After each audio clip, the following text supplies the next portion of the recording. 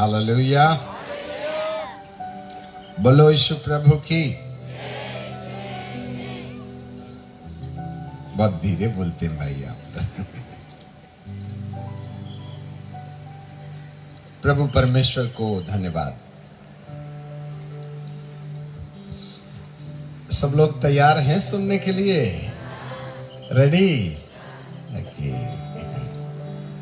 जितने भी वॉलंटियर्स हैं सब लोग अपनी अपनी जगह में बैठ जाएं। जब आपको काम दिया जाएगा तब आप बैठ जाइए। जो इधर उधर हैं जल्दी से आ जाएं पंडाल के नीचे, फिर बीच में आने जाने में मजा नहीं आएगा। सारे वॉलंटियर्स बैठ जाएं। चलिए हम प्रार्थना करें। हे स्वर्ग और पृथ्वी के बनाने वाले परमेश्वर, हम आपको धन्यवाद देते हैं। आपकी आराधना करते हैं, आपकी स्तुति और तारीफ करते हैं। प्यारे पिता, आज के दिन आपने हमें ये विशेष समय दिया है प्यारे प्रभु जी कि हम आपके दिल की बातें जानें। प्रभु, हमारा मन खाली घड़े के समान है पिता। इस छूछे और खाली घड़े में प्रभु अपने पवित्र आत्मा का अद्भुत और नया जल और अभिषेक उंडेल दीजिएगा, जिससे कि प्यारे पिताजी आपके दिल में आज के तार में आज की आवश्यकता के अनुसार क्या बातें हैं हम उसको जानें, सीखें, समझें और आपकी दया को प्राप्त कर सकें। पिताजी, ऐसी आप कृपा और दया कीजिएगा। स्वामी, हम आपको धन्यवाद देते हैं। आपके दास की बुद्धि पर अपनी बातें डाल दीजिएगा। हर शब्द न पतुला गहरे अभिषेक में हो प्रभु, न बल से, न बुद्धि से, न ज्ञान से, न अनुभव से, वरन आपकी आत्मा के द्वारा आज इस खाली मन को अपना हथियार बना के काम में लाइए। यीशु, आपको धन्यवाद, महिमा, आदर और सम्मान आपको देते हैं। यीशु नासरी के नाम से मांगते हैं, आमीन।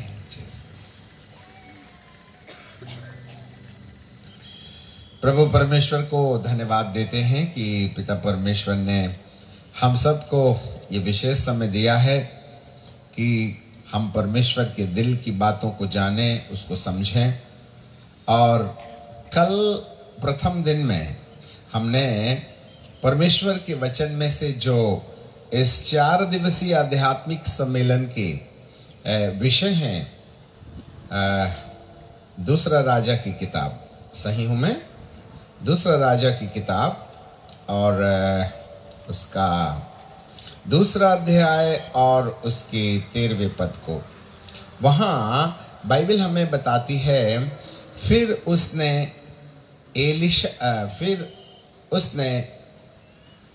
एलिशा की चादर, एलिया की चादर उठा ली जो उस पर से गिरी थी और वह लौट गया और यरदन के तीर पर खड़ा हुआ और उसने एलिया की वह चादर जो उस पर से गिरी थी पकड़कर जल पर मारी और कहा, एलियाह का परमेश्वर यहोवा कहता है।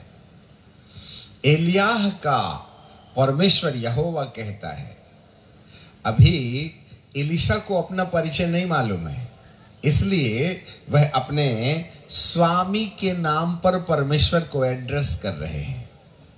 और हमने कल आज सुबह भी एलिया के बारे में सीखा कि किस तरीके से एलिया है एक महत्वपूर्ण नबी ठहरा।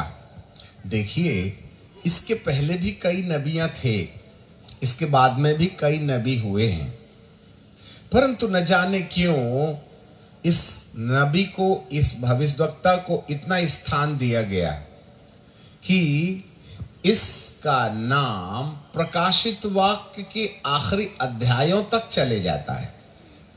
पुराने नियम की आखिरी किताब के आखिरी अध्याय के आखिरी वचन में भी एलियाह के बारे में कहा गया और नए नियम की आखिरी किताब, उसमें भी आखिरी अध्यायों में एलियाह की सेवा के बारे में कहा गया।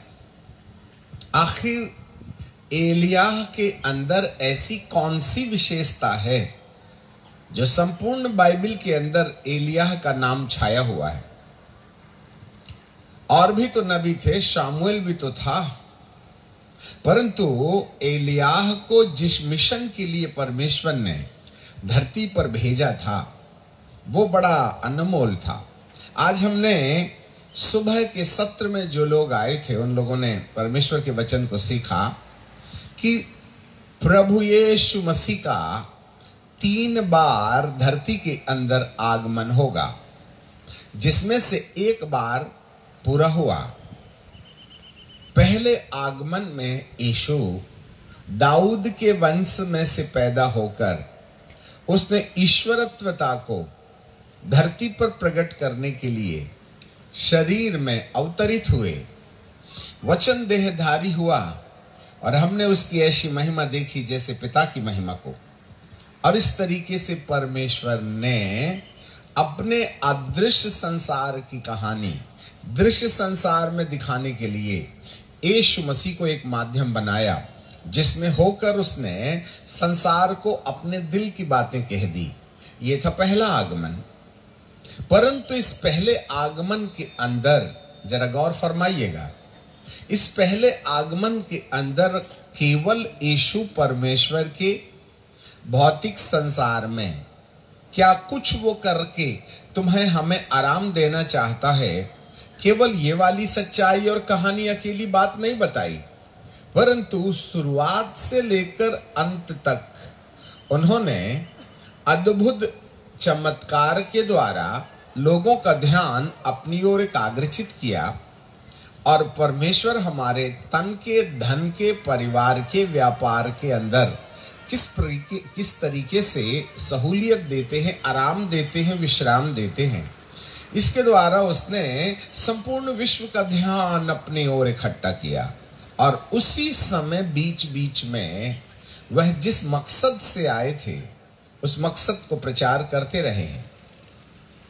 कल संध्या और आज सुबह हमने ये भी देखा कि प्रभु यीशु मसीह का पहला संदेश, उसमें जो पहला शब्द था, मत्ती रचित सुसमाचार के 3:17 में यूहन्ना के पकड़वाए जाने के बाद उसने जो सुसमाचार का प्रचार किया तो उसने सबसे पहला शब्द कहा था, मन फिराओ,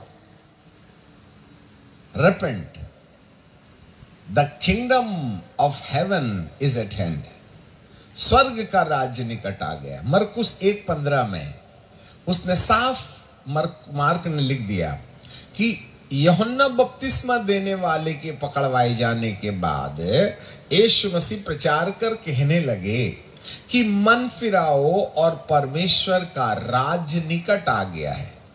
अर्थात यहां से प्रभु का जो ओरिजिनल मिशन है वो शुरू होता है। आपको जानकारी मिले वह केवल 60-70 साल की जिंदगी में जो हमारी आवश्यकताएं हैं ना, उनको पूरा करने की प्रतिज्ञा लेकर के ही मात्र यीशु नहीं आए थे। ये तो बहुत बात की बात है, परंतु उनका जो मुख्य उद्देश्य था कि लोग मन फिराएं, द रेपेंटेंस, पश्चाताप जो था, प्रभु यीशु मसीह की सेवकाई का वो टारगेट था जहां वो इस बात को मनुष्य के सामने रखना चाहते हैं। और इस विषय को रखने के लिए वह हमारा ध्यान, मनुष्य का ध्यान, संसार का ध्यान अपनी ओर खींचते हुए उन्होंने चिन्ह और चमत्कार की सेवा को सहारा लिया। जब आप मिठाई लेने जाते हैं तो सबसे पहले तराजू में वो खाली कागज का डब्बा रखता है। हम कहते हैं भाई साहब मिठाई तौलिए, डब्बा नहीं।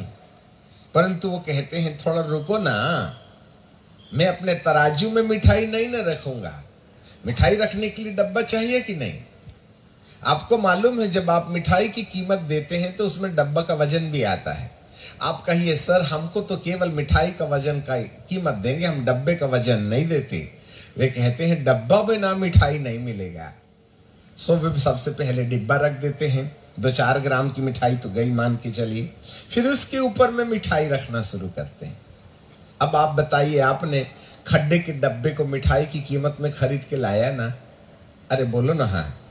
अच्छा, मिठाई खाने के बाद में डब्बा भी तो उसी कीमत का, उसको क्यों नहीं खाए तुमने? हम डब्बा नहीं खाते, भले कितना कॉस्टली हो। तो डब्बा तो मिठाई की कीमत में आया है ना, तो उसको भी खा लेना चाहिए। कीमती है डब्बा, खा रे बाबा। तो कोई नहीं खाता, मिठाई खाने के बाद में फेंक देते हैं। ऑफकोर्स ये खड्डे का जो डब्बा है ना, वो खाने की चीज नहीं है, वो मिठाई रखने की चीज। उसको मिठाई के वजन में ही तौला जाता है। इसी तरीके से मेरे प्रभु का जो लक्ष्य था वो था मन फिराओ, स्वर्ग का और परमेश्वर का राज्य निकट आ गया। और इस संपत्ति को रखने के लिए ये चिन्ह, चमत्कार, दान, वरदान, आराम देना, नौकरी देना, चाकरी देना, कोर्ट केस से आजाद कर देना, हड्डी से टूटने से बचाना, आग तुझे जला ना पाएगी, पानी तुझे डुबा ना पाएगा, ना रात को चांदनी से नुकसान होगा, ना धूप से नुकसान होगा, मैं तुझे सफलता दूंगा। अब्राहम को भी इतना धन दे दिया बेचारे को कि उससे संभलता नहीं था। जी हां, ये सब कुछ मिठाई के डब्बे के बराबर है, इसकी कोई वैल्यू नहीं है, यूज एंड थ्रो। इसलिए प्रभु ने आपके साथ चमत्कार किया तो धन्यवाद, नहीं किया तो धन्यवाद। ये डब्बा मात्र है, आप मिठाई खाने के लिए कीमत देते हैं, ना कि डब्बा खाने के लिए। कुछ इसी तरीके से प्रभु यीशु मसीह जो महत्वपूर्ण बात करना चाहते हैं, उन्होंने सेवकाई के दौरान यही बात कही थी, मन फिराओ, परमेश्वर का राज्य निकट आ गया है। यही एक कारण है कि प्रभु यीशु मसीह का पहले आगमन में जो उद्देश्य था वह चिन्ह चमत्कार की सेवा मात्र नहीं थी। ऑफकोर्स चिन्ह और चमत्कार की सेवा ये इंट्रोडक्शन है, परिचयात्मक सेवा है, और इस परिचय के द्वारा परमेश्वर मनुष्य का ध्यान अपनी ओर इकट्ठा करते हैं। परंतु मुख्य बात जो है वो ये है कि लोग मन फिराएं। मन फिराने का मतलब होता है संसार के दूषित कामों का बहिष्कार करते हुए वे परमेश्वर की ओर से निर्धारित किए जाने वाले कामकाज में लग जाएं। ध्यान दीजिएगा, अर्थात अधर्म के कामों से वे छुटकारा पाके परमेश्वर की सत्यता के कामकाज में जुट जाएं। इस वाले कार्यक्रम के लिए मन फिराव की आवश्यकता होती है। अब मुझे नहीं मालूम आज के मिशन का उद्देश्य क्या है, विश्वास करना या मन फिराना। आज बड़ी स्पष्टता से सुबह हमने बातचीत किया कि विश्वास हमारी जरूरत है। विश्वास के बिना परमेश्वर को प्रसन्न करना कठिन है, पर विश्वास हमारा लक्ष्य नहीं है। Faith is an initial requirement to have the transformation of our own mind. मन के रूपांतर के लिए विश्वास एक औजार है, हथियार है। ये हथियार होने के लिए नहीं है, हथियार काम करने के लिए है। प्रभु यीशु मसीह का पहले आगमन का उद्देश्य सामर्थ के काम नहीं थे, वरन सामर्थ के कामों के रास्ते वह एक ऐसे विश्वास को जगह देना चाहता था जिस विश्वास के आधार पर तुम्हें मन फिराव का अवसर मिले। मुख्यतः है विश्वास जरूरत है, परंतु विश्वास की जो अगली सीढ़ी है वो है मन फिराव, रिपेंट एंड कम बैक। जी हां, ये था पहला आगमन। थोड़ा सा ध्यान दीजिएगा, जब प्रभु यीशु मसीह का दूसरा आगमन होगा तो प्रभु यीशु मसीह के दूसरे आगमन में विश्वास का कोई काम नहीं होगा। सब दुनिया कहती है हम विश्वास करते हैं यीशु आएगा, यीशु आएगा, यीशु आएगा। अरे यीशु आएगा, तू करे और मत करे विश्वास, उसको तो आना ही अपने टाइम पर आएगा। तेरे विश्वास करने से कोई नहीं आएगा, वो जब उसकी मर्जी होगी तब आएगा। परंतु तू जाएगा कि नहीं इस बात की खातिरी रख, समझिएगा। यीशु आएगा हम विश्वास करते हैं, ले जाएगा इस बात पर भी विश्वास करते हैं, पर जाएगा कि नहीं जाएगा ये गारंटी कैसी है, याद रखिए। सो जब प्रभु यीशु मसीह का दूसरा आगमन होगा ना, तो उस दूसरे आगमन में वह चमत्कार देखने और करने वालों को नहीं, सुसमाचार सुनने और सुनाने वालों को नहीं, सुसमाचार विश्वास करने का प्रचार करने वाले और सुसमाचार पर विश्वास करने वालों को वो अपने साथ ले जाने के लिए नहीं आएगा, परंतु वह उन लोगों को लेके जाएगा जिन्होंने विश्वास को वचन के आधार पर अपने जीवन के अंदर व्यवहारिक कर लिया है, अर्थात विश्वास को विश्वास योग्यता का रूप दे दिया है।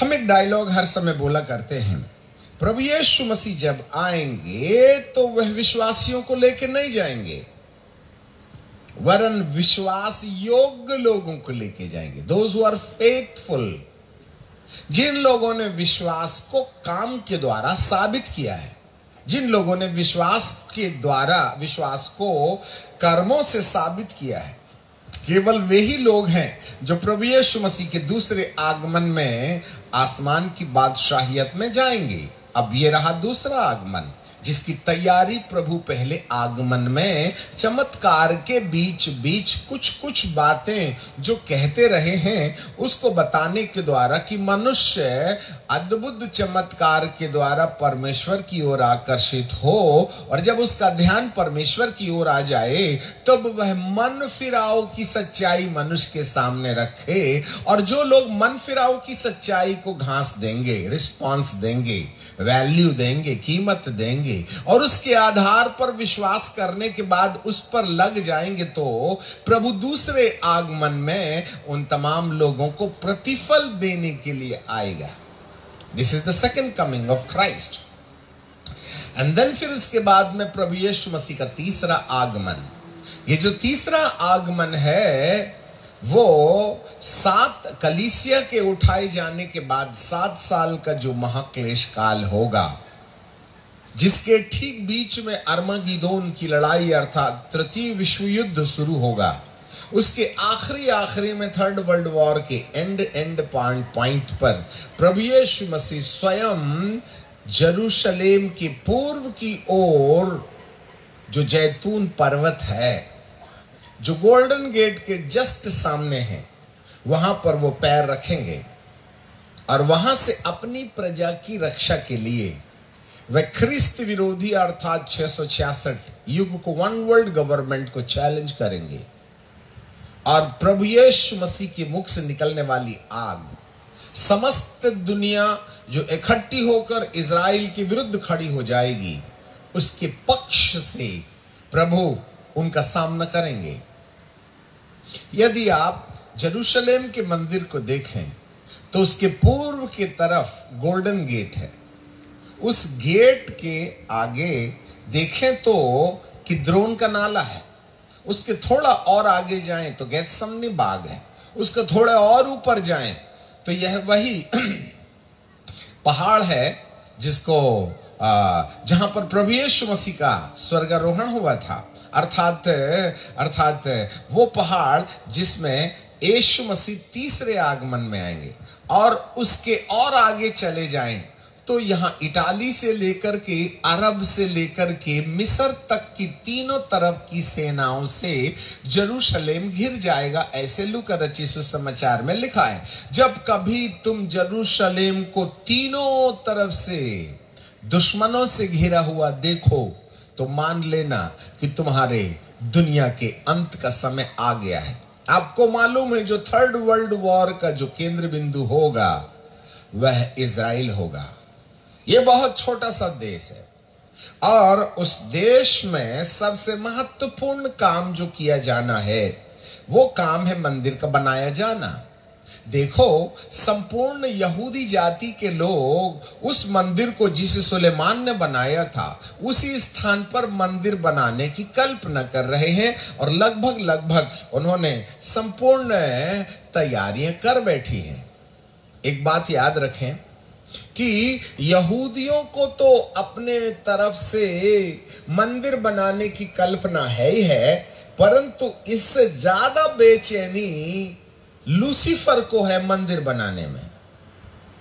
अब जरा ध्यान दीजिएगा, यहूदी लोगों को मंदिर बनाने की चिंता तो है ही है, परंतु इससे ज्यादा शैतान को वहां मंदिर बनाने की पड़ी हुई है।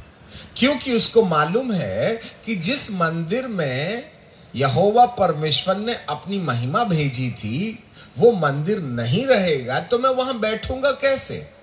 इसलिए जो 7 साल का महाक्लेश काल होगा, इस 7 साल के महाक्लेश काल के अंदर 3.5 साल के जो लम्हे होंगे 666 के, अर्थात ख्रिस्त विरोधी तंत्र की, वो उन्हें पूर्णतः मंदिर बनाने की अनुमति दे देगा। इसमें अधिपति का वन वर्ल्ड गवर्नमेंट का पूरा सपोर्ट होगा और इस तरीके से 3.5 साल के अंदर जब वही मंदिर जो 42 साल में बना हुआ था बनकर के तैयार हो जाएगा, तब ख्रिस्त विरोधी the president of the world government, ये जो प्रेसिडेंट होगा वो कहेगा मेरा वाला कंप्यूटर जो है तुम उस महापवित्र स्थान में रखो, तभी ना साबित होगा कि मैं यहोवा परमेश्वर के सिंहासन पर बैठ करके शासन करूंगा।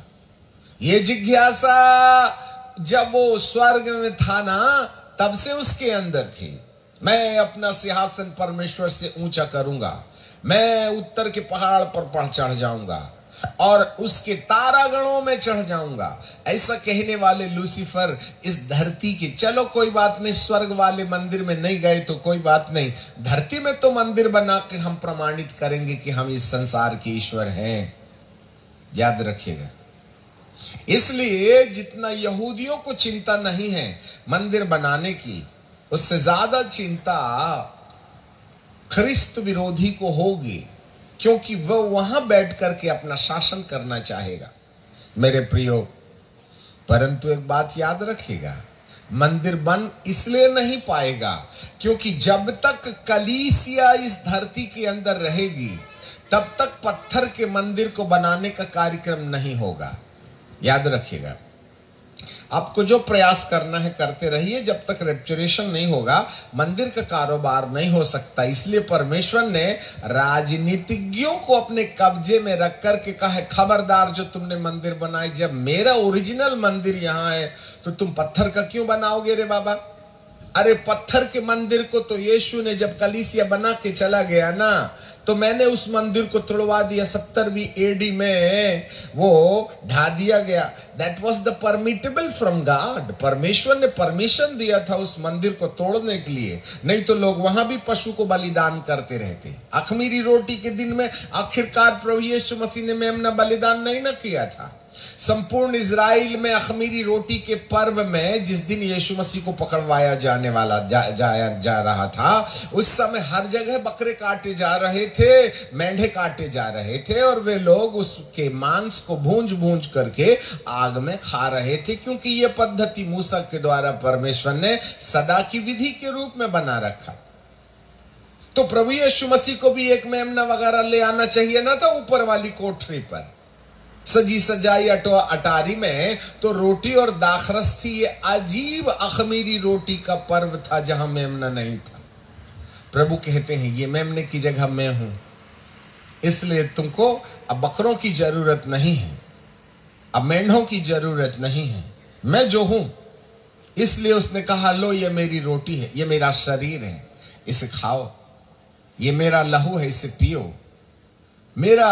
मेरा मांस अर्थात शरीर, फ्लैश नहीं रे बाबा, ये रोटी मेरे लिए तुम्हारे लिए तोड़ी जाती है और मेरे स्मरण के लिए यही किया करो। इकलौता अखमीरी रोटी का पर्व ईसा मसीह ने मनाया, जो मूसा के सिद्धांत के अनुसार जरूर था, परंतु अब एक नई व्यवस्था बन करके वह यीशु अखमीरी रोटी के पर्व को मना लेते हैं, जहां पर प्रभु यीशु मसीह अपने आप को सैक्रिफाइस करते हैं, बलिदान कर देते हैं। यह वही जगह है जहां पर मंदिर को तोड़े जाने के लिए फरमान निकल गया। वो वही जगह है जहां मंदिर बनाने का इंतजाम किया जाएगा। परंतु जब तक जिस कलीसिया के उद्घाटन के बाद में मंदिर की वैल्यू खत्म हो गई, जब तक धरती पर कलीसिया रहेगी तब तक मंदिर नहीं बनेगा। याद रखें। और जब मंदिर बनने का कार्यक्रम उस समय होगा जब यहां से कलीसिया और पवित्र आत्मा यीशु के दूसरे आगमन में उठा ली जाएगी। तब जो है इस संसार का अधिपति और वन वर्ल्ड गवर्नमेंट परमिशन देगी, उस मॉस्क को कैसे तोड़ेगी, गोल गुंबद को, हमें नहीं मालूम है, जहां पर आज भी इस्माइलियों के लिए आराधना करने के लिए स्थान है, वहीं पर परमेश्वर इस प्रकार की परिस्थितियों का निर्माण करेगा। इसका मतलब है जरूर लूसीफर जरूर कहीं ना कहीं जिस मंदिर को यहूदी बनाने वाले हैं, उस मंदिर को बनाने में शैतान की भी ज्यादा दिलचस्पी होगी, इसलिए तो वह परिस्थिति को बदल देगा और मंदिर बनाया जाएगा। परंतु जब मंदिर बनाने के बाद में उसका इनॉग्रेशन का काम होगा, जब उसके उद्घाटन का समय आएगा, जब उसका राजाभिषेक किया जाएगा, तो यहूदी वन वर्ल्ड गवर्नमेंट के प्रेसिडेंट को यह समझ बैठेंगे कि मसीहा यही है जिसने मंदिर बनाने की बात की, क्योंकि जकरिया 6 में लिखा है कि वही मंदिर को बनाएगा। तो वे कंफ्यूजन में हो जाएंगे और उसको कहेंगे, हे विश्वव्यापी सरकार के मुख्य प्रेसिडेंट, आइए और यहां पर याजक के समान उद्घाटन का काम कीजिएगा। वो कहेगा, मैं उद्घाटन का काम नहीं करूंगा, मेरे लिए उद्घाटन होना चाहिए इस मंदिर का। जो महापवित्र स्थान में वाचा का संदूक है ना, वहां मेरा कंप्यूटर रखो और वहां रह करके मैं संपूर्ण विश्व की राजनीति चलाऊंगा। देखो, उस वाचा के संदूक के ऊपर 666 की पटिया रखने का कार्यक्रम लूसीफर करने का प्रयास करेगा। इसलिए यहूदियों से ज्यादा चिंता लूसीफर को होगी कि वो मंदिर बने, और जब वो मंदिर बन भी जाएगा तो रेस्ट ऑफ द ज्यूज, जो बाकी यहूदी लोग हैं, वे जब जानेंगे कि अरे बाबा, यहां तो यहोवा के लिए जगह है, परंतु ये तो याजक का काम करने वाला यहोवा की जगह में बैठेगा, तब उनको अचानक याद आ जाएगी एलियाह और मूसा की।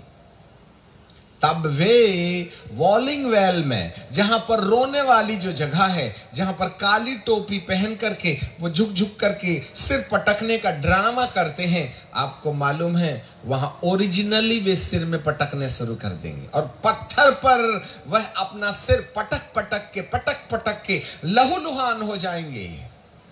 और जब वे लहूलुहान हो जाएंगे तो प्रभु कहते हैं, ये लहू तो मेरे बेटे ने बहाया है, तुमको क्या जरूरत है।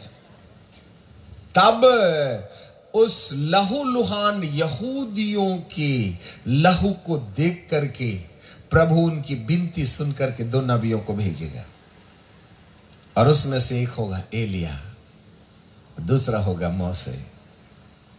एलिया और मोसे ये 3.5 साल तक यहूदियों को तसल्ली देंगे, आए मेरे बच्चों, कि तुमको नहीं मालूम है नजराना यीशु, जिसको तुम्हारे पूर्वजों ने क्रूस पर लटका दिया। उन्होंने एक बात कह दिया था कि इसकी सजा हम पर और हमारी संतानों पर होवे, इसलिए तुम अब तक परमेश्वर की दृष्टि में निष्कासित समझे गए। यह जरूर था कि परमेश्वर का पहरा तुम्हारे ऊपर था, परंतु उद्धार से तुम वंचित रहे। परंतु तुम्हारे लहू बहाए जाने के कारण, क्योंकि जब तुमने 3 ओर से शत्रुओं की सेना को घेरा देखा, जब यहूदी लोग वर्ल्ड प्रेसिडेंट को उस महापवित्र स्थान में बैठने की अनुमति नहीं देंगे, तब संपूर्ण विश्व को चलाने वाला शहंशाह जेरूशलेम के विरुद्ध संपूर्ण दुनिया की ताकत को इकट्ठा कर लेगा। परंतु याद रखिएगा, ये केवल 3 तरफ से घेरे जाएंगे। एक तरफ परमेश्वर सुरक्षित रखेगा, जो समुद्र की तरफ वाला इलाका है, जहां पर आज सुरक्षा के क्षेत्र पाए जाते हैं, याद रखें। प्रभु यीशु मसीह जब देखेगा कि ये शत्रु की सामर्थ मेरे लोगों के ऊपर हमला कर रहे, उसी समय एलिया और मूसा दोनों गवाह देंगे और उनकी भविष्यवाणियों के द्वारा भयानक विपत्तियां आएंगी। वह इजराइलियों को कहेंगे, मूसा बाबा सुनो सुनो सुनो, तुम्हारे पूर्वजों ने जिस यीशु को क्रूस पर लटका दिया, जैसे पतरस ने पहला संदेश दिया, वैसे मूसा बाबा देंगे। और मूसा के पीछे चलने वाले यहूदी और अरबी लोग जो मुसलमान लोग हैं, मूसा अलैहिस्सलाम को देखते बराबर कहेंगे, अरे जिस नबी को तुमने नबी ईसा अलैहिस्सलाम समझ करके जो कयामत लेकर के आएगा, उसको तुमने विश्वास तो किया, माना तो, परंतु उसको उद्धारकर्ता के रूप में स्वीकार नहीं किया। अरबों खरबों की संख्या में इस्माइलीज मूसा बाबा की गवाही सुन सुन करके वे अपना मन फिराने का कार्यक्रम करेंगे। आपको मालूम होवे यीशु मसीह के दूसरे आगमन के पहले जिस प्रकार की आंधी तूफान मन बदलाव की होगी, उससे कहीं ज्यादा रूपांतर और परिवर्तन 7 साल के महाक्लेश काल के ठीक बीच में से, जब इस धरती के ऊपर प्रलय होता रहेगा, भयानक विपत्तियां होंगी, ख्रिस्त विरोधी संसार होगा, वन वर्ल्ड गवर्नमेंट इजराइल और ईसा के किताब के विश्वास करने वालों को मौत के घाट उतारती चली जाएगी। उस समय एलिया और मूसा आकर के खड़े होकर के वे इजराइल के पक्ष में, हे इजराइल, हे असुर और हे मिस्र, ये 3 जाति जिनको प्रभु ने पहले ही चुन रखा था, उनका उद्धार होगा। अर्थात इस तरीके से बाइबल का परमेश्वर लाखों हजारों साल पहले जिन भविष्यवाणियों को कह गए हैं, वे भविष्यवाणियां जैसे यशायाह की किताब में इन 3 कौमों के बारे में लिखा हुआ है। यशायाह की किताब यदि मुझे मिल जाए तो मैं जल्दी से आपके सामने रख दूंगा। यहां ऐसे लिखा है 19 अध्याय में 23 पद में, यशायाह 19:23, उस समय मिस्र से असुर जाने का एक राजमार्ग होगा। असुरी मिस्र में आएंगे और मिस्री लोग असुर को जाएंगे और मिस्री और असुरी के साथ मिलकर आराधना करेंगे। मिस्र देश, असुर मतलब मुसलमान, धरती के अंदर में लार्जेस्ट सेकंड पॉपुलेशन जो मुसलमानों की है, वे मिस्रियों के साथ मिलकर के, जिनसे कोई उम्मीद नहीं की जाती है, वे परमेश्वर की आराधना करेंगे। 24 पद में लिखा है, उस समय इजराइल, जिन लोगों ने आज तक यीशु को ग्रहण नहीं किया, मिस्र जहां पिरामिड बनाकर सारी दुष्ट आत्माओं को गढ़ दिया गया, और असुर जो विश्व भर में फैल गए, अर्थात इब्राहिम के द्वारा उत्पन्न संतानें जो हाजिरा के द्वारा उत्पन्न हुई थी, विश्व की सेकंड लार्जेस्ट पॉपुलेशन जो असुरी लोग हैं, जिसको इस्माइलीस कह सकते हैं, ये तीनों मिलकर के पृथ्वी के लिए आशीष का कारण बनेंगे, क्योंकि सेनाओं का यहोवा इन तीनों को यह कहकर आशीष देगा, धन्य है मेरी प्रजा मिस्र और मेरा रचा हुआ अशुर और मेरा निज भाग इजराइल। आपको मालूम हो 7 साल के महाक्लेश काल के आखिरी 3.5 साल के अंदर एलियाह और मूसा की सेवा के द्वारा जो कुछ भी क्रांतिकारी परिवर्तन विशेष रीति से इन 3 जातियों जो विश्व भर में फैली हैं उनके जीवन में दिखाई देंगी ना, ये लार्जेस्ट रिवाइवल का कारण बन जाएंगे। परंतु इन समयों में ख्रिस्त विरोधी कहीं ना कहीं इजराइल के विरुद्ध खड़ा रहेगा। खैर हम आउटलाइन चले गए हैं, परंतु कहानी है, सुनना तो पड़ेगा। जब पूर्व दिशा में जो पहाड़ है जहां यीशु खड़े हैं, जैतून का पहाड़, उसके पीछे आ जाएगा गोल्डन गेट, और उसके पीछे आ जाएगा मंदिर, और सामने में इधर कुवैत की खाड़ी से लेकर इटाली से लेकर के मिस्र तक जहां पर गुलामी है, इन तीनों क्षेत्रों से दुश्मन की हर एक ताकत जब सामने आएगी तो प्रभु मंदिर के सामने किद्रोन के नाले के ऊपर जहां पर जैतून का पहाड़ है वहां यूं खड़े होकर के अपनी प्रजा की रक्षा करेंगे। हे चुना हुआ इजराइल। तब 3rd वर्ल्ड वॉर की फिनिशिंग यीशु मसीह खुद अपने मुंह से निकलने वाली आग से उसके सामने ये मिसाइलों की आगे पानी की बूंदें बनकर के गिरने लगेंगी। धरती भर की मिसाइलें इजराइल को नष्ट करने के लिए खड़ी होंगी, परंतु प्रभु सामने खड़े होकर के इजराइल की रक्षा करेंगे। Sir, this is the divine plan. ये तीसरा आगमन होगा, और जब सारी फौजें नष्ट कर दी जाएंगी, जब हर्मगिदोन की लड़ाई की विजय का झंडा यीशु के पास होगा, तब प्रभु यीशु मसीह अपनी फूंक से इस पृथ्वी के मल को धो करके साफ करेंगे, इस धरती को उथल पुथल कर देंगे। कचरे, घास, पत्ती, ये जंगल के जितने जंगली पेड़ हैं जिनका कोई उपयोग नहीं है, उसके स्थान पर परमेश्वर इस सृष्टि के अंदर में कुछ ऐसा करेगा कि हर कोने पर सुखदाई पेड़ पौधे, फसलें, अब आपके सोडा और पेस्टिसाइड्स का अंत हो जाएगा। ये धरती फिर से उर्वरक हो जाएगी, क्योंकि पिता और पुत्र नए यरूशलेम में बैठकर इस धरती के अंदर शासन करेंगे, और यह नया वाला यरूशलेम उसी यरूशलेम के ऊपर सेटअप हो जाएगा जहां पर उसने भौतिक यरूशलेम बनाया था। हम अभी मायके में रहते हैं, हमारा ससुराल इजराइल होगा, वहां हम अपने पति के साथ रहेंगे। पिता और पुत्र के सिंहासन के नीचे से बिल्लौर के कांच के समान नदी निकलेगी, और वह हर सड़क में बहेगी, और सड़क के दायां बायां जीवन के पेड़ होंगे, जिसमें 12 महीनों फल लगते हैं, जिसके पत्ते से जाति जाति के लोग चंगे हो जाते हैं। ऐसे वाले नए यरूशलेम की स्थापना इस धरती पर होगी। वह तीसरा आगमन होगा जहां प्रभु 1000 साल तक यहां रहेंगे।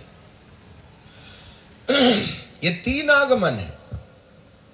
पहला आगमन उद्धार देने के लिए, दूसरा आगमन ईमानदारों को ले जाकर के महिमा के देश में अर्थात नए यरूशलेम में बैठाने के लिए महिमा का देह दिए जाने का कार्यक्रम, और तीसरा इस संसार को उथल पुथल करके फिर से पिता और पुत्र और उन संतों को जो दूसरे आगमन में उठा लिए गए हैं ना, उनको धरती पर ला करके यहाँ 1000 वर्ष तक शासन करने के लिए प्रभु इस धरती को उथल पुथल कर देगा। जब एक मंत्री आवे तो उनके लिए पूरा शहर जगमगा उठता है, हर रोड सुधारी जाती है। यदि कहीं पर एशियाड होने लगे तो शहर की काया पलट हो जाती है। तो मेरा प्रभु तो क्या ये कटीली झाड़ी वाले भारत देश में आके रहेगा? अरे चल हट। जब ये 5 साल के शासन करने वाले एक दिन में आने के लिए शहर को साफ सुथरा कर देते हैं, तो मेरा प्रभु 1000 साल यहां रहेगा, तो ये फालतू के पेड़ रहेंगे क्या? नदी नाले सड़े गले स्थान रहेंगे क्या? परमेश्वर इस पृथ्वी को स्वर्ग की तरह खूबसूरत बना लेगा। वाह, थोड़ा कल्पना करो भाई साहब, बीड़ी धोंक रहे हो यीशु मसीह का नाम लेकर के, इतनी बड़ी संपत्ति और विरासत हमारे हाथ से चली जाएगी यदि हम सही ठिकाने पर नहीं पहुंचे तो। खैर, ये प्रभु यीशु मसीह का 3 आगमन हो गया। अब हम अपने विषय पर आ जाते हैं। जब कभी भी प्रभु को, चाहे वह पहले आगमन में हो, चाहे उसका दूसरा आगमन हो, चाहे उसका तीसरा आगमन हो, वह अपने आगमन के पहले इस धरती पर तैयारी की मनादी करेगा, अनाउंसमेंट। जैसे हमने सुबह बताया था, पुराने जमाने में जब राजा लोग आते थे तो उनके आगे आगे कोई मंत्री चिल्लाते हुए जाता था, इश्तिहार फैलाने वाला, सावधान, राजा महाराज अधिराज पधार रहे हैं। तो सब सावधान हो जाते थे। जब एक राजा को जो 40-50 साल राज करता था, उसके हर आगमन में मनादी की जाती है कि राजा महाराज अधिराज आ रहे हैं। तो राजाओं का राजा और महाराज अधिराज पहले आगमन में और दूसरे आगमन में और तीसरे आगमन में आएगा, तो क्या परमेश्वर उसके आने से पहले मनादी नहीं करवाएगा क्या? प्रॉब्लम यही तो है, हमारी आंखों पर पड़े हैं पत्थर। That's the main point।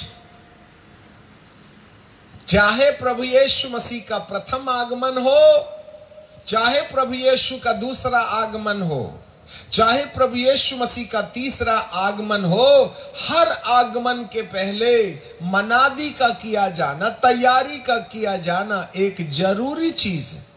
जब कभी हमारे मंत्री जी आते हैं तो पुलिस स्कॉट आगे आगे जाती है लाल बत्ती वाली, लाल झंडा लगा करके, और बत्ती भी जलते जाती है और फोर्स में वो लाइट जलते रहता है, हॉर्न की आवाज आती, बाजू हटो बाजू हटो बाजू हटो, सारे रास्ते जाम कर दिए जाते हैं। फिर जो होगा देखा जाएगा। ट्रैफिक को बिल्कुल रोक दिया जाता है क्योंकि मंत्री जी आ रहे हैं।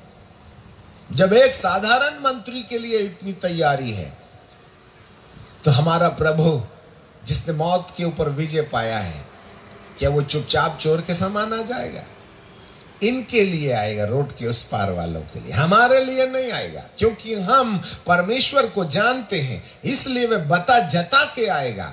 यही एक कारण है कि उसके आगमन से पहले परमेश्वर इन तमाम वचनों के द्वारा हमको ताकीद करा दे रहे हैं कि हमें सावधान रहना चाहिए कि उसके आगमन के पहले कैसे हम अपने आप को साफ सुथरा बना सकते हैं। इसलिए प्रभु जी का वचन हमारे सामने रखा जा रहा है। याद रखें, यह है विषय। अब जरा देखें, थोड़ा सा आउटलाइन दे करके अपने विषय पर आ जाएंगे। प्रभु यीशु मसीह के पहले आगमन में आज हमने यशायाह की किताब के 40वें अध्याय को पढ़ा, तो उसको खोल के पढ़ ही लीजिएगा। यशायाह की किताब और उसका 40वां अध्याय और उसके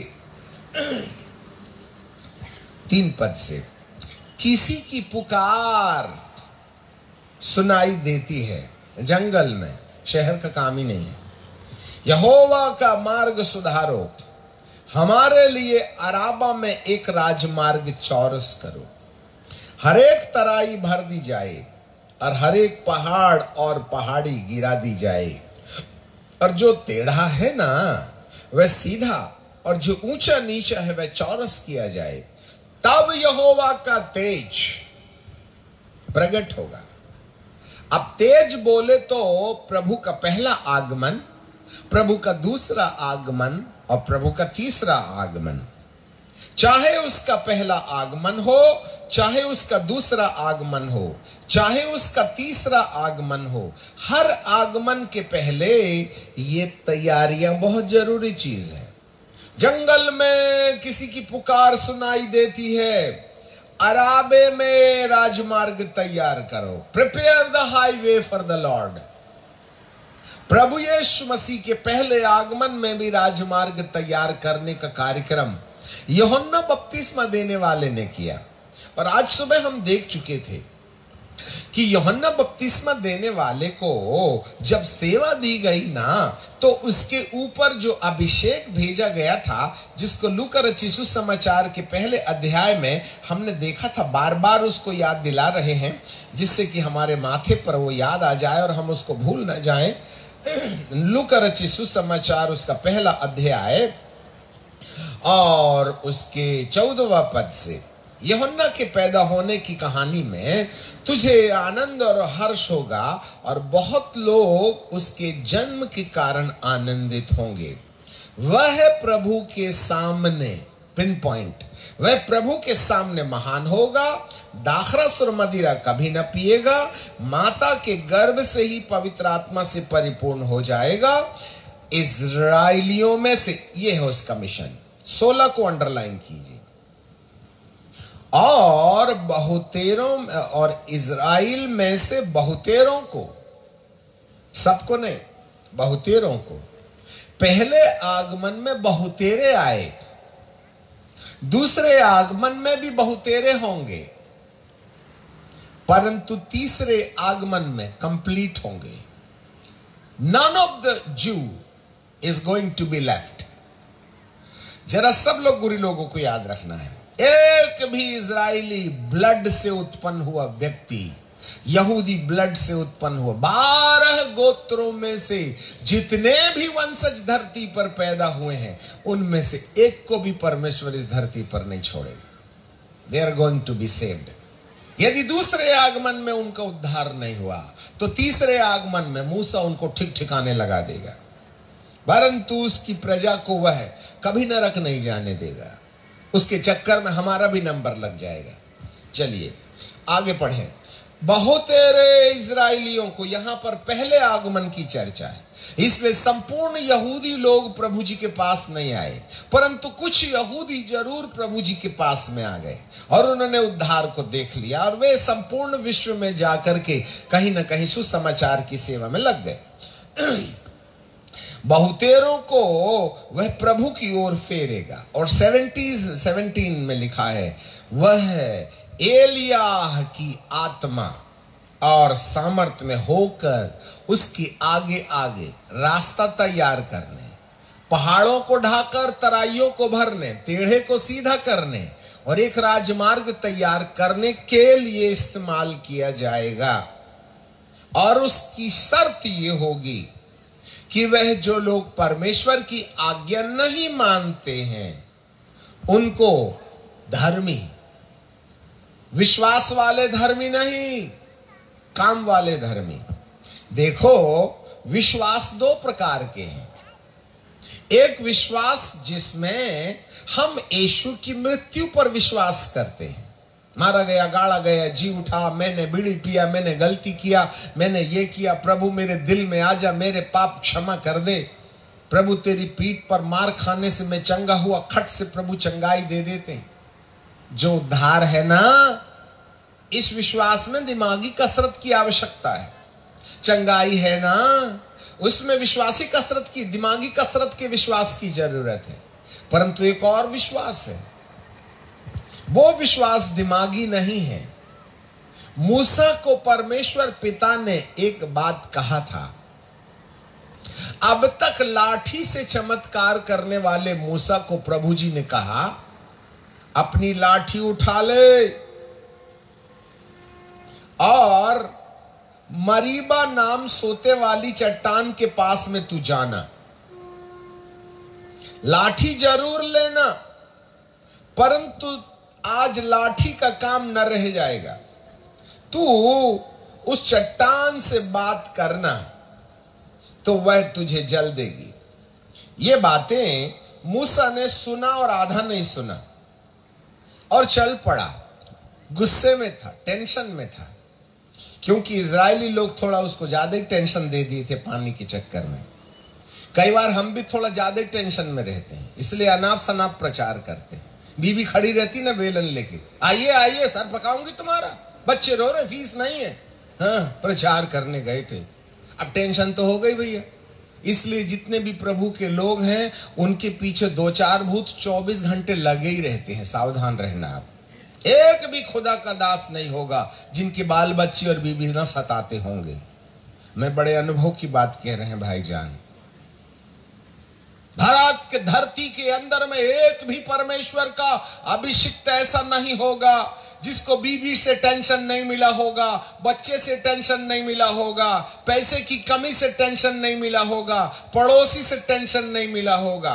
धरती के अंदर में सबसे ज्यादा टेंशन में रहने वाले लोग केवल वही लोग रहते हैं जिनके ऊपर खुदा की बुलाहट रहती है। और जिस परमेश्वर के दास के पीछे टेंशन नहीं है, आप मेरे प्रभु के अभिषिक्त नहीं है, व्यापारी सेवक होंगे। जिसके पास कोई दबाव नहीं है बीबी बाल बच्चों का, आप नौकरी कर रहे हैं सरकार की, मतलब मसीही सरकार की, और जो सच में खुदा की सेवा करता है उसके पीछे टेंशन होगा ही होगा, उसके पीछे बीबी बाल बच्चों का टेंशन होगा। उसको नहीं तो बीमारी का घेरा होगा, नहीं तो सपने का घेरा होगा, जमीन का घेरा होगा, बेफिजूल में लोग उसको पत्थर गोटे मारेंगे, ऐसा जरूर होगा। यदि अभिषेक है तो सताव का होना जरूरी है। आपकी सफलता इस बात का सबूत नहीं है कि आप बुलाए हैं, परंतु आपके पीछे होने वाली समस्या इस बात का सबूत है कि तुम्हारे पास में जरूर कुछ है जिससे शैतान को टेंशन होता है, इसलिए वो तुमको टेंशन देता है। तो इसलिए जब कभी भी मेरे प्रिय अभिषिक्तो तुम्हारे ऊपर में टेंशन होवे तो टेंशन में रहने की जरूरत नहीं है, क्योंकि तुम्हारे चक्कर में कोई जरूर टेंशन में है। इसलिए वह अपना जूता तुम्हारे सिर में पहना देता, टोपी सामान। हालेलुया। जिसके पीछे अभिषेक नहीं है उसको शैतान कहता है आपले मानुस आहे रे बाबा, इसके पीछे जाने की जरूरत नहीं। हालेलुया। जो परमेश्वर का सही बुलाया हुआ, हे पैदा हो गया, देख रहे बाबा ईसा मसीह, ये देखो सामुएल पैदा हो गया, लग लेता बेचारा। उस दिन से बड़े बड़े छठे भी ने 1500 के नोट उसके पीछे लगे रहते। ये चिल्लर अठन्नी चरन्नी वाले भूत नहीं आते, याद रखना। बाइबल मालूम है ना। चलिए सर, हम कई बार भटक से जाते हैं, ठीक है कि नहीं। मूसा का टेंशन बढ़ा था, उसने उठाया डंडा, कलीसिया पानी पानी के लिए चिल्ला रही, हेराई है दंगा करने वालों। गिनती की किताब उसके 20वें अध्याय में 6वें पद में लिखा है, मूसा और हारून मंडली के सामने से मिलाप वाले तंबू के द्वार पर जाकर मुंह के बल गिर पड़े और यहोवा का तेज उनको दिखाई दिया। 7वें पद में यहोवा ने मूसा से कहा, उस लाठी को ले और तू अपने भाई हारून समेत मंडली को इकट्ठा करके उसके देखते उस चट्टान से बातें करना, तब वह अपना जल देगी। इस प्रकार तू चट्टान में से उनके लिए जल निकाल के मंडली के लोगों को पिलाना और पशु भी पिलाना, पशु को भी। यहोवा की इस आज्ञा, लिसन मी केयरफुली, यहोवा की इस आज्ञा के अनुसार मूसा ने उसके सामने से लाठी को उठा लिया और मूसा और हारून मंडली को उस चट्टान के सामने इकट्ठा की। तब मूसा ने कहा, हे दंगा करने वालों, मतलब मामला गंभीर है, मूसा बाबा थोड़ा टेंशन में है।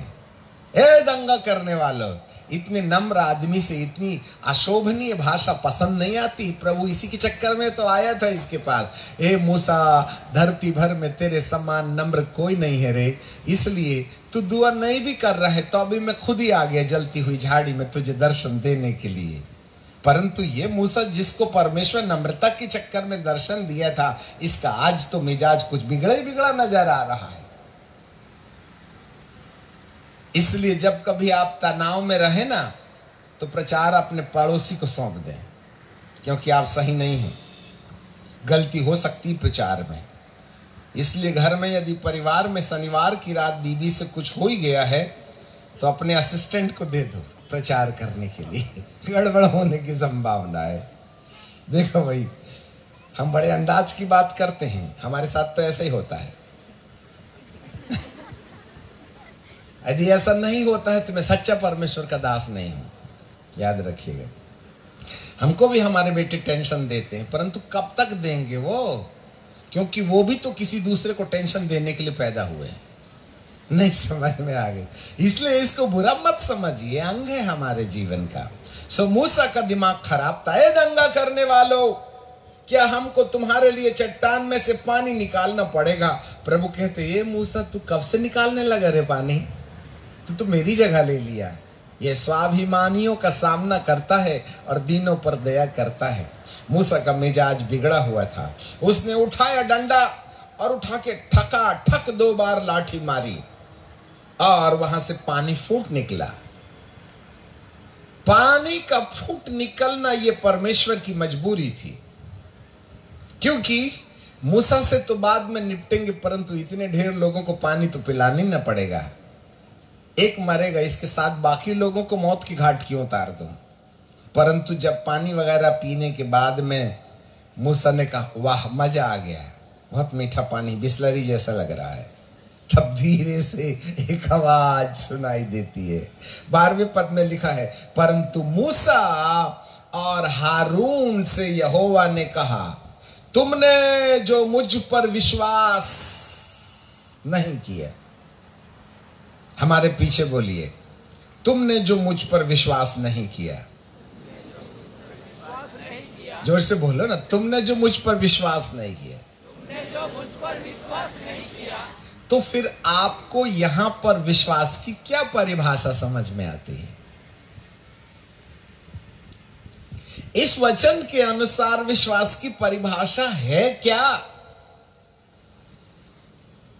यहां विश्वास की परिभाषा, मान लो कि तुम्हें मिल गया है तो तुम्हारे लिए हो जाएगा, मारा गया, गाड़ा गया, जी उठा, मैं विश्वास करता हूं तू मेरे दिल के अंदर आ जा। प्रभु कहते मैं अपने नाम के नियम में तेरे अपराधों को मिटा डालूंगा और आज के बाद कभी स्मरण नहीं करूंगा।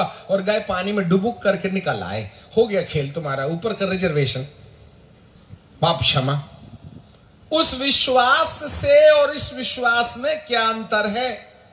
एक विश्वास है जिसमें हम वचन को याद करके मान लेते हैं कि परमेश्वर मेरे साथ ऐसा व्यवहार करेगा, चाहे तन में हो, आत्मा में हो, परिवार में हो, धन में हो, व्यापार में हो, जिसमें भौतिक चमत्कार होते हैं। इसमें केवल एक ही आत्मिक चमत्कार है और वह पाप क्षमा। परंतु इस घटना से विश्वास की एक नई परिभाषा निकल के आती है। यदि मूसा और हारून ने परमेश्वर के ऊपर विश्वास किया होता तो उनको जो लाठी दी गई थी वो हाथ में रखे रहते और चट्टान से बोलते कि ऐ चट्टान, आज परमेश्वर ने थोड़ा दूसरे तरीके से पानी निकालने के लिए हमको बोला है, इसलिए आज हम डंडा ना बरसाएंगे। ये पिता, आप कौन सा नाम लेते थे? नहीं, यहोवा के नाम लेते होंगे लगता है ऐसा। यहोवा के नाम से चट्टान पानी देने लग, तो तर तर तर तर तर करके चिटक जाती और शायद कुछ हो जाता। क्या होता क्या नहीं होता उसको बाद में देखेंगे, पानी तो निकलता ना। मूसा को परमेश्वर ने कहा तुमने जो मुझ पर विश्वास नहीं किया, ये वाला विश्वास जिसमें जो कहा जाता है उसे करना है। To act according to the word of God proveth the final faith. यही वह विश्वास है जिसमें दिमागी कसरत वाले विश्वास का काम नहीं है, काम वाले विश्वास का काम है। अब फिर से वापस आ जाए, एक बात को समझाने के लिए पूरी बाइबल का भ्रमण करना पड़ता है। जब यूहन्ना बपतिस्मा देने वाला लोगों को प्रचार करने खड़ा हुआ तो 17वें पद में, लूका 1:17 में बाइबल कहती है, एलियाह की आत्मा और सामर्थ में होकर उसके आगे आगे चलेगा और पितरों के मन को लड़के वालों की ओर फेरेगा। पितरों के मन को, पितरों के मन को, पिता परमेश्वर के मन को संसार की ओर लेके आएगा, जो मेरे बाद आने वाला है। और आज्ञा ना मानने वालों को धर्मियों की समझ, धार्मिकता, राइचियसनेस। राइचियसनेस का मतलब होता है जो परमेश्वर पर विश्वास करते हैं। फेथ, थ्रू फेथ, विश्वास के द्वारा ही धार्मिकता कायम होती है। परंतु यहां पर जो धार्मिकता है वह दिमाग में मान लेना कि मिल गया है तो तुम्हारे लिए हो जाएगा, वो वाली धार्मिकता नहीं। इसलिए उसने धार्मिकता अकेला नहीं लिखा है, एक शब्द लिख दिया, आज्ञा न मानने वाले। दैट मीन्स आज्ञा। भाई साहब, ये नए नियम की कहानी बता रहे हैं हम आपको, पुराने नियम की नहीं है। आज आप भी बताइए, कौन परमेश्वर के दास आज्ञा नाम के विषय को प्रचार करते होंगे आज टीवी वगैरह में? How many of we people are preaching regarding the commandment which is written in the New Testament?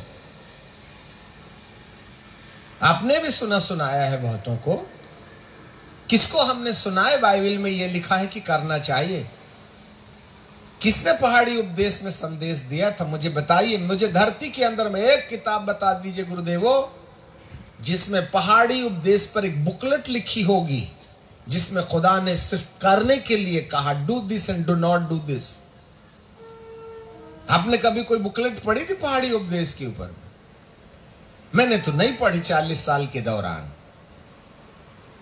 वहां केवल करने के लिए निर्देश दिया गया है।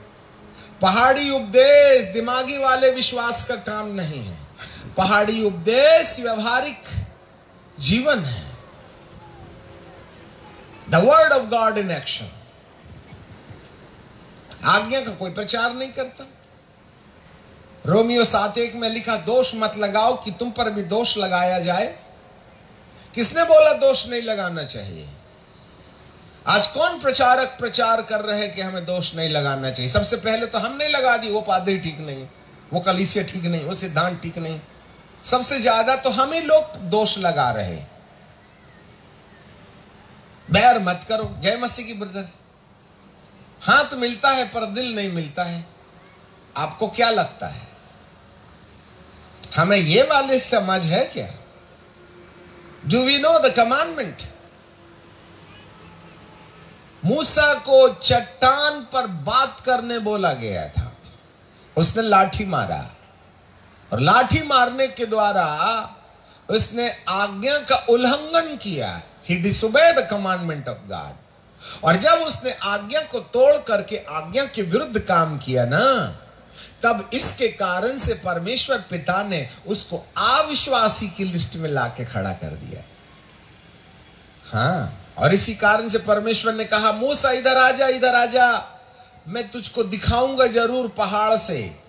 और उसने उसको पहाड़ पर ले गया और ले जा करके दिखाया कि जा देख ले, परंतु एक बात याद रखना, तू प्रतिज्ञा के देश में प्रवेश नहीं करेगा, क्योंकि तूने मरीबा नाम सोते में मुझ पर विश्वास नहीं किया और तूने मुझे इजराइलियों के सामने अपवित्र ठहराया है।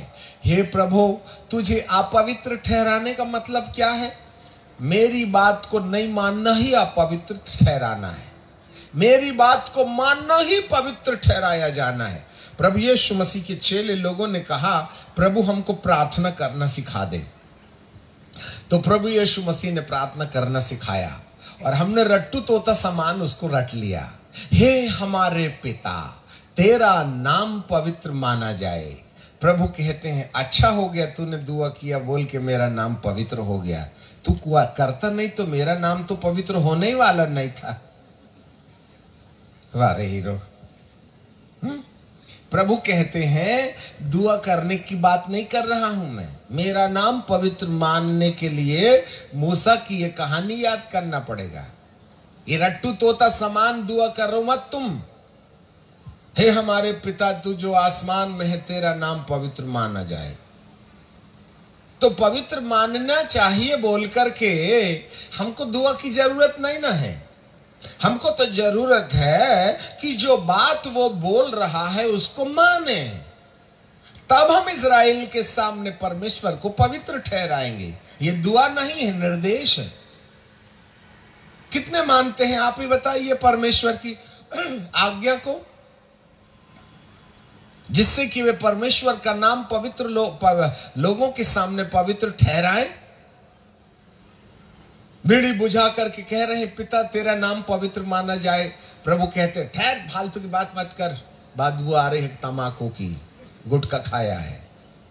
पत्नी के बारे में अनाप शनाप बोल रहे, ये भी गई थी माइकल, और सास के बारे में क्या लंबा बायोडाटा। अरे मम्मा क्या बताऊं, मेरी वो बुढ़िया ना, क्या बताऊं। तो बाप भी क्या कहता, बेटा जा, दोबारा यदि कुछ होगा तो बता देना, पाल लूंगा एक बिटिया, कोई फर्क नहीं पड़ता मेरे को। बारे मर्द बाप है, और वो दुआ कर रही है, तेरा नाम पवित्र माना जाए। प्रभु कहते हैं, सास के बारे में बुराई बंद कर, फिर इस बाद में मेरे लिए प्रार्थना करना की तेरा नाम पवित्र माना जाए। तेरे होंठ पूरे अपवित्र हैं, तेरे चक्कर में मेरा नाम पवित्र होगा कैसे, यही बता दे तू। जिसके होंठ में गटर समान बदबू आ रही है, उसके कहने से मेरा नाम पवित्र होगा क्या? अरे पवित्र ठहराने के लिए मुंह भी तो पवित्र चाहिए ना। बुराई छोड़ी क्या? दोष लगाना बंद किए क्या? पत्नी लोगों ने पति के बारे में अड़ोस पड़ोस में खिलाफत करने की कहानी बंद की क्या? एलियाह की अभिषेक के अंतर्गत प्रभु यीशु मसीह के पहले आगमन में जो पहाड़ों को ढाने और तराइयों को भरने और जो टेढ़े को सीधा करने की कहानी है ना, वो यूहन्ना बपतिस्मा देने वाले ने कलीसिया प्रभु यीशु मसीह की सेवकाई के पहले लोगों को आज्ञा मानने की शिक्षा दी। और उसने कहा पुलिस वालों को कि नीचे की कमाई बंद करो, तब बपतिस्मा लेना। फरीसी और सदूकियों को कहा, सांप के बच्चों मन फिराओ। आपको मालूम है यूहन्ना बपतिस्मा देने वाला जो राजमार्ग तैयार करने आया, उसका एक ही लक्ष्य था, और वो लक्ष्य ये था कि वह मन फिराने का संदेश दे, रिपेंटेंस, पश्चाताप, बुरे कामों से फिरना और परमेश्वर की नीति और रीति के हिसाब से आचरण का अपनाया जाना, वचन के अनुसार जिंदगी का चलाया जाना। इसलिए प्रभु जी ने पूछा था, कहां गए थे? जंगल में क्या देखने गए थे? हिलते हुए सरकंडे? देखिएगा यीशु के आगमन के पहले राजमार्ग तैयारी का अर्थ क्या होता है, जरा निकाली ले। मत्ती रचित सुसमाचार और उसका 11वां अध्याय और उसके 11वें पद से हम पढ़ते हैं। Book of Matthew chapter 11 and verse 11 onwards. वहां लिखा है, मैं तुमसे सच कहता हूं कि जो स्त्री से जन्मे हैं ना, उनमें से यूहन्ना बपतिस्मा देने वाले से कोई बड़ा नहीं हुआ, पर जो स्वर्ग में छोटे में से छोटा है वह उससे बड़ा है। चलिए 12 पद पढ़ें। यूहन्ना बपतिस्मा देने वाले के दिनों से अब तक स्वर्ग के राज्य में बड़ा जोर हो रहा है, और जो बलवान है उसको छीन लेता है। यूहन्ना तक सारे भविष्यद्वक्ता भविष्यवाणी करते रहे, और चाहो तो मान लो एलिया है जो आने वाला था वह यही है। जिसके कान हो वह सुन ले। जरा ऊपर पढ़ें 6वें में, 5वें में लिखा है, ऐसे लिखा है कि अंधे देखते हैं, लंगड़े चलते फिरते हैं, कोढ़ी शुद्ध किए जाते हैं, और बहरे सुनते हैं, और मुर्दे जिलाए जाते हैं, कंगालों को सुसमाचार सुनाया जाता है। धन्य है वह जो मेरे कारण ठोकर न खाए। जब वे वहां से चल दिए तो यीशु यूहन्ना के विषय में लोगों से कहने लगा। अब जरा देखिएगा, जिसके ऊपर एलिया का अभिषेक था, तुम जंगल में क्या देखने गए थे? लीजिए, कई बार प्रभु जी ऐसे ऐसे प्रश्न करते हैं, मजाक जैसा लगता है। तुम जंगल में क्या देखने गए थे? क्या हवा से हिलते हुए सरकंडे? फिर उसने कहा, क्या देखने गए थे? क्या कोमल वस्त्र पहने हुए मनुष्य को? देखो, कोमल वस्त्र पहने हुए तो राजभवन में रहते हैं, तो फिर क्या देखने गए थे? क्या किसी भविष्यद्वक्ता को? हां, मैं तुमसे कहता हूं, वरन भविष्यद्वक्ता से भी बड़े को। आखिरकार यूहन्ना बपतिस्मा देने वाले को भविष्यद्वक्ताओं का सरताज क्यों कहा गया?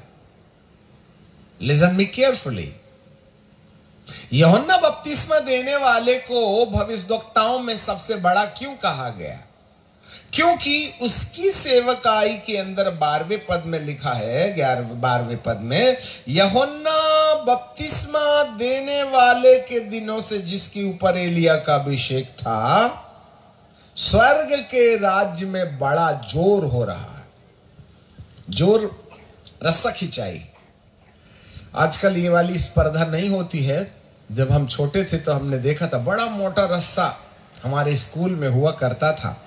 उसमें 12 लोगों की टीम इधर और 12 लोगों की टीम इधर, बीच में रिबन बांध देते और चूना की एक लाइन लगा देते, और 12 लोग रस्सी को अपने अपने तरफ खींचते।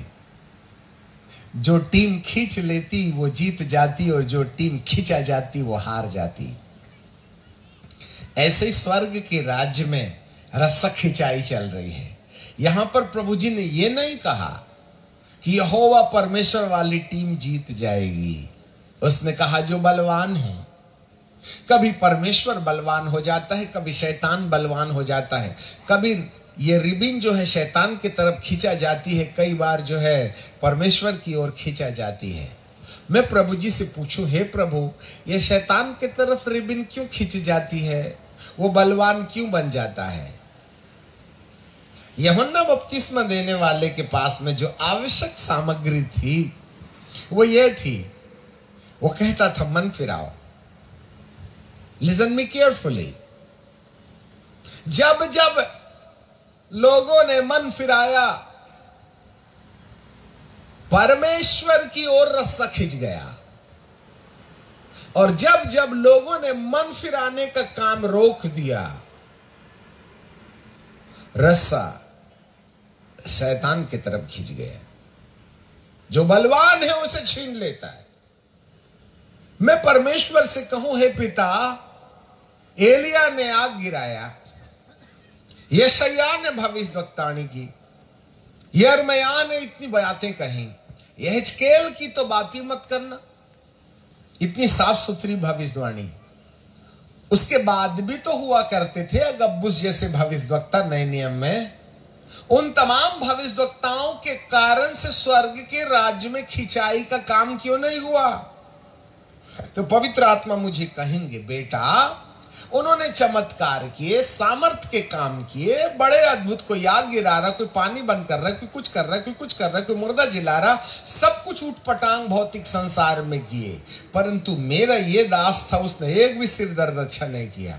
फिर तेरे राज्य में ये खिंचाई कहां से शुरू हो गई? एक भी नाम नहीं पुकारा, एक भी वरदान नहीं, एक भी सपने की बात नहीं, और कोई रहस्य भेद नहीं। जैसे 2 घंटे से हम बाइबल का स्पष्टीकरण आपको दे रहे हैं, ऐसा कोई यूहन्ना बपतिस्मा देने वाला नहीं देता था। साल भर मान लो प्रचार किया तो उसमें एक ही घिसा पिटा संदेश था, 4 पॉइंट वाला, मन फिराओ, स्वर्ग का राज, आग का बपतिस्मा, पानी का बपतिस्मा। कोई विषय था ही नहीं। और ये 4 ही विषय हैं, मन फिराना, स्वर्ग का राज, पवित्र आत्मा का बपतिस्मा और अग्नि का बपतिस्मा।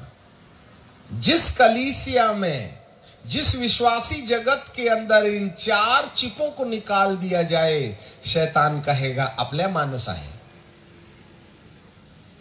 अच्छे से याद रखिएगा। आज आईने में अपना चेहरा देख लीजिएगा।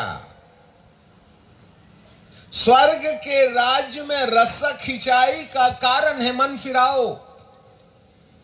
यदि मन नहीं फिराएगी कलीसिया, तो शैतान खींच लेगा कलीसिया को।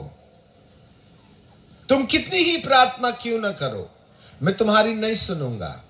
यशायाह की किताब 1:15, क्योंकि तुम्हारे हाथ खून से भरे हैं, तुम्हारे हाथ खून से भरे हैं, मैं तुम्हारी प्रार्थना नहीं सुनूंगा। जो अपने भाई से बैर रखता है वह हत्यारा है, और किसी हत्यारे में अनंत जीवन नहीं। क्या अपन का किसी से पंगा है क्या? तो मन क्यों नहीं फिराया? यदि मन फिरा लिया होता था ना, तो शैतान हमको खींच के नहीं ले जाता। आपको कितनी अच्छी अंग्रेजी में प्रार्थना करना है कर लो, आसमान में पहुंचेगी ही नहीं। कैन की तरह प्रार्थनाएं हवा में उड़ जाएंगी। कितनी भी साहित्यिक लैंग्वेज में प्रार्थना करना है, कितनी भी लंबी प्रार्थना करना है, कर लीजिएगा। परंतु जिस समय कलीसिया पश्चाताप के दौर पर खड़ी हो जाए और अपनी गलतियों को याद करके दोबारा नहीं करने का निश्चय कर ले, और उसके बाद में पवित्र आत्मा की सहायता से उन बातों को जिन्हें परमेश्वर ने आज्ञा के रूप में दी है मानना शुरू कर दे, तब अग्नि का बपतिस्मा उनके ऊपर में आ जाएगा। ये 4 पॉइंट है जो रस्सा खींचने वाले को सफलता देता है। जिसके अंदर ये 4 पॉइंट होंगे, मन फिराओ, स्वर्ग की कहानी, पवित्र आत्मा, और पवित्र आत्मा का ओरिजिनल उद्देश्य जो है, केवल अन्य भाषा मिलाकर के ऐसा हाथ हिलाने से, डमरू बजाने से नहीं होता काम, वरन इसके साथ पवित्र आत्मा की अग्नि, ये 4 चीजें यदि एक विश्वासी जगत में आ जाएं, तो वो एक व्यक्ति रस्से को परमेश्वर की ओर खींच देगा और शैतान की पूरी टीम खिंचा के चली आएगी। उसमें बहुत जोर से हल्ला मचाने की जरूरत नहीं है। आपको मालूम है शैतान के साथ में लड़ना एक शीत युद्ध है सर। गुस्से का काम ही नहीं है, समझ का काम है। यूहन्ना बपतिस्मा देने वाला राजमार्ग तैयार कर रहा है। प्रभु यीशु मसीह के आगमन के पहले जो संदेशा यूहन्ना के द्वारा आ रहा है वह एलियाह के अभिषेक की व्यवस्था है। याद रखिएगा, ये रहा। अब इसी पर कदम ताल ना करें, बहुत आगे जाना है हमें, परंतु क्या करें, पहली पहल है ना ये संदेश सुनाने की, इसलिए दबाव तो देना पड़ेगा बार बार रिपीट करने के द्वारा, जिससे कि आपके दूसरे कान में ढक्कन बंद हो तो बाहर ना जाए।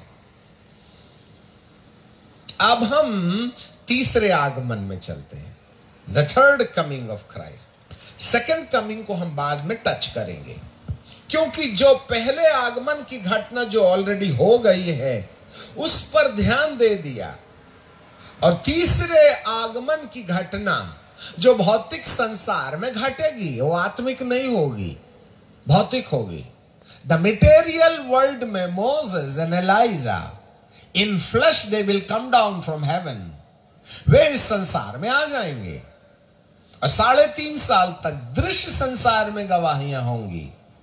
तो वो कहानी यदि हमको समझ में आ जाए और जो हो गई है वो घटना समझ में आ जाए, तो हमको यीशु के दूसरे आगमन के अंदर होने वाली घटना का पूरा आइडिया हो जाएगा। इसलिए हम सेकंड कमिंग को बीच में छोड़ दे रहे हैं और तीसरे कमिंग में चले जा रहे हैं। अब आप आ जाइए प्रकाशित वाक्य की किताब में, जिसको हमने सुबह पढ़ लिया था, अभी एक बार और पढ़ेंगे और उसमें से कुछ निचोड़ निकालने की कोशिश करेंगे। जरा देखिएगा प्रकाशित वाक्य की किताब और उसका 11वां अध्याय और उसका 3रा पद, book of Revelation chapter 11 and verse 3। और मैं 2 गवाहों को अधिकार दूंगा कि वे टाट ओढ़ कर 1260 अर्थात 3.5 साल तक भविष्यवाणी करें। ये वे जैतून के 2 पेड़ हैं जो दीवट और 2 दीवट हैं, जो पृथ्वी के प्रभु के सामने खड़े रहते हैं। यदि कोई उनकी हानि पहुंचाना चाहे तो उनके मुख से आग निकलकर उनके बैरियों को भस्म करती, और यदि कोई उनको हानि पहुंचाना चाहेगा तो वह अवश्य इसी रीति से मार डाला जाएगा। उन्हें अधिकार है कि आकाश को बंद करें और उनकी भविष्यवाणियों में मेह न बरसे। जरा बोलिएगा, किसने आकाश बंद किया था? एलिया ने। और उन्हें सब पानी पर अधिकार है कि उससे वे लहू बनाएं। किसने लहू बनाया? मूसा ने। और जब चाहे तब पृथ्वी पर हर प्रकार की विपत्ति लाएं। किसने लाया? 9 विपत्ति मूसा ने। ये 2 गवाह हैं। एलिया और मूसा को जैतून के 2 पेड़ के नाम से जाना जाता है, जो संपूर्ण पृथ्वी के परमेश्वर के सामने खड़े रहते हैं। इसलिए यीशु के तीसरे आगमन के पहले कि वह 3rd वर्ल्ड वॉर की फिनिशिंग करे, जैतून पहाड़ पर पैर रख के उसके मंदिर और उसकी प्रजा की रखवाली करे, वह संपूर्ण दुनिया के ख्रिस्त विरोधी तंत्र के साथ लड़ेगा। इससे पहले कि यीशु मसीह इस भयानक लड़ाई को लड़े, वह अपनी एक प्रजा तैयार कर देना चाहता है, और वो प्रजा इन दोनों की सेवकाई के अंतर्गत होगा। और बाइबल कहती है कि ठीक मध्य में जब एलिया और मूसा आ खड़े होंगे, तब आपको मालूम हो, पहले ही संदेश में मूसा की इस सच्चाई को सुनने के बाद में एक विशेष घटना इस धरती पर घटेगी। और वो घटना होगी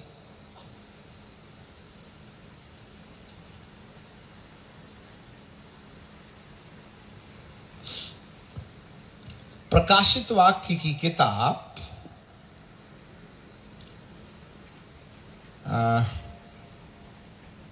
और उसका 12वां अध्याय, 12वां अध्याय 1 पद से, फिर स्वर्ग पर एक चिन्ह दिखाई दिया, अर्थात एक स्त्री जो सूर्य ओढ़े थी। अब बताइए, और चांद उसके पांव के तले था, और उसके सिर पर 12 तारों का मुकुट था। 12 ट्राइब्स, 12 गोत्र। और वह गर्भवती हुई और चिल्लाती थी, क्योंकि प्रसव की पीड़ा उसको लगी थी। वह बच्चा जनने की पीड़ा में थी। और एक और चिन्ह स्वर्ग पर दिखाई दिया। एक बड़ा लाल अजगर था, जिसके 7 सिर और 10 सींग। आपको मालूम है, इस दुनिया को 7 कॉन्टिनेंट्स में बदल दिया गया है, जिसमें से 10 प्रतिनिधि चुन करके आ गए हैं। 1 वर्ल्ड गवर्नमेंट। इस पर नहीं जाइए, नहीं तो भटक जाइएगा। 7 सिर और 10 सींग, ये अजगर और कोई चीज नहीं है। 1 वर्ल्ड गवर्नमेंट है, जिसको एंटी क्राइस्ट स्थापित करेगा, जिसको परमेश्वर परमिट करेगा। और उसके सिर पर 7 राज मुकुट, 7 मेंबर्स, गवर्निंग बॉडी। और उसकी पूंछ ने आकाश के तारों की 1/3 खींच करके पृथ्वी पर डाल दिया। और वह अजगर स्त्री के सामने जो जच्चा थी, खड़ा था इजराइल के सामने, कि जब वह बच्चा जने तो उस बच्चे को निगल जाए। और वह बेटा जनी, जो लोहे का राजदंड लिए हुए जाति जाति पर राज्य करने पर था। आपको मालूम है ये बेटा कौन है? ये बेटा वह 1,44,000 लोग हैं जो 13वें अध्याय में आपको देखने के लिए मिलेंगे। नहीं, 13वें अध्याय में नहीं हो तो 1,44,000 लोग हैं जो यहूदी हैं, कुंवारे हैं, जिनके बदन में अभी तक स्त्रियों की छांव नहीं पड़ी। वे केवल मसीहा का इंतजार कर रहे हैं, परंतु बेचारे भ्रमित थे। जब एलिया और मूसा आएंगे ना, और समस्त यहूदियों के सामने मूसा बाबा कहेंगे, मुझका सा नबी जो आया और चला गया, जैसे व्यवस्था विवरण की किताब में मूसा ने लिखा था, मुझका सा नबी परमेश्वर इस धरती पर भेजेगा। तो मूसा की किताब के अनुसार वह यहूदियों को कहेगा, मुझका सा नबी तो आके चला गया, तुम्हारे मां बाप लोग उसी को तो क्रूस पर चढ़ाए थे। यह सच्चाई यहूदियों को जैसे ही मिलेगी, तो हर गोत्र में से 12 गोत्रों में से 1,44,000 लोगों की भीड़, जो बिल्कुल कुंवारे यहूदी जवान हैं, वे यीशु को कहेंगे, यीशुआ मसीहा। और जैसे ही वे यीशु को यीशुआ मसीहा करके अंगीकार करेंगे, हर गोत्रों में से 1,44,000 वो पुरुष जो यहूदी हैं, वह सीधे आसमान पर उठा लिए जाएंगे। परंतु ये ड्रैगन उनको खा जाने की कोशिश करेगा, परंतु परमेश्वर उसको सुरक्षित स्थान में ले जाएगा। और बाइबल कहती है, और स्त्री जंगल में भाग गई। आपको मालूम है, ये 3 तरफ से घिरी हुई यरूशलेम नगरी के लिए एक जगह सुरक्षित है, समुद्र की तरफ में। यदि आज भौगोलिक स्थिति में जाकर के नक्शे में देखें, तो खुदा ने अपने लोगों को भागने का इंतजाम कहां रखा, यह भी खुदा के डिवाइन प्लान के अनुसार है। याद रखिएगा, इतनी स्पष्टता से दुनिया की लड़ाई बाइबल में छपी पड़ी हुई है, समझना चाहिए। यहां एलिया और मूसा कहीं ना कहीं तमाम यहूदियों को संदेश देंगे, और 3.5 साल के अंदर वे उनको तैयारी का मन दे देंगे। मेरे प्रियो, तब यहूदी, इजरायली, मिस्री और असुरी एलिया और मूसा की सेवकाई के द्वारा करोड़ों की संख्या में यीशुआ मसीहा का अंगीकार करेंगे और वे परमेश्वर की प्रजा के रूप में बदल जाएंगे, आपको मालूम होवे, तब प्रभु जी कहेगा मेरी प्रजा मेरे लिए तैयार है। वे सब मूसा की आज्ञाओं को मानने वाले बाइबिल की उन आज्ञाओं को मानने के लिए तैयार हो जाएंगे। तब प्रभु कहेंगे मेरे तीसरे आगमन की तैयारी इजराइली के दिलों के चक्कर में, आसुरियों के दिलों के चक्कर में, मिस्रियों के दिलों के चक्कर में मान लो मेरे आगमन के लिए जो तीसरा आगमन है, राजमार्ग तैयार हो जाएगा। तो मैं आऊंगा और अपने लोगों की रक्षा करूंगा, क्योंकि यहूदी सिर पटक पटक के रोने वाली दीवार पर लहूलुहान हो जाएंगे। हमने इसको मसीहा समझा बैठा था, परंतु वो तो कंप्यूटर रखने की बात करता है। और उसी समय में प्रभु एलिया और मूसा को भेजेगा जब यहूदी लहूलुहान होकर परमेश्वर के सामने छाती पीटेंगे। तब जो जागृति आएगी वह यीशु के तीसरे आगमन की तैयारी हो जाएगी। अब आपको मालूम हो गया कि पहले आगमन में मनों का फिराया जाना और आज्ञा मान के धर्मियों की समझ में आना, यीशु के तीसरे आगमन में उसकी अपनी चुनी हुई प्रजा जो दूसरे आगमन में नहीं गई, चाहे वह मिस्री हो, चाहे वह असुरी हो, चाहे वह इजरायली हो, चाहे अब्राहम को परमेश्वर पिता ने बोला था ना, मैं कैसे जानूं कि तू मुझको अपना बेटा देगा एलियाजर। अरे नूह मेरा भतीजा तो चला गया सदोम और गमोरा। तब से मूसा बाबा, अब्राहम बाबा समझ बैठे थे कि मेरे घर का जो मुखिया है ना एलियाजर, वही मेरा घर का अधिकारी होगा। तो प्रभु जी ने कहा ना ना ना ना, भतीजे से आशा गई जाने दे, एलियाजर से भी आशा हटा दे। मैं तुझको एक पुत्र दूंगा, तेरे खून से पैदा करूंगा। सारा खेती बुढ़ापे में मासिक धर्म बंद हो गया, अभी कहां से मेरा बच्चा पैदा होगा। तब अब्राहम ने कहा मैं कैसे जानूं। तब आपको जानकारी मिले, परमेश्वर पिता ने अब्राहम को एक बात कहा, चल मैं तुझको एक बात बताता हूं, एक काम करना, ठीक है, तू 17वें अध्याय में आ जाइए, ठीक है ना, उसके क्या बोलते हैं, उत्पत्ति की, ठहर जाइए एक मिनट, हाँ नहीं 15वें अध्याय में आ जाइए।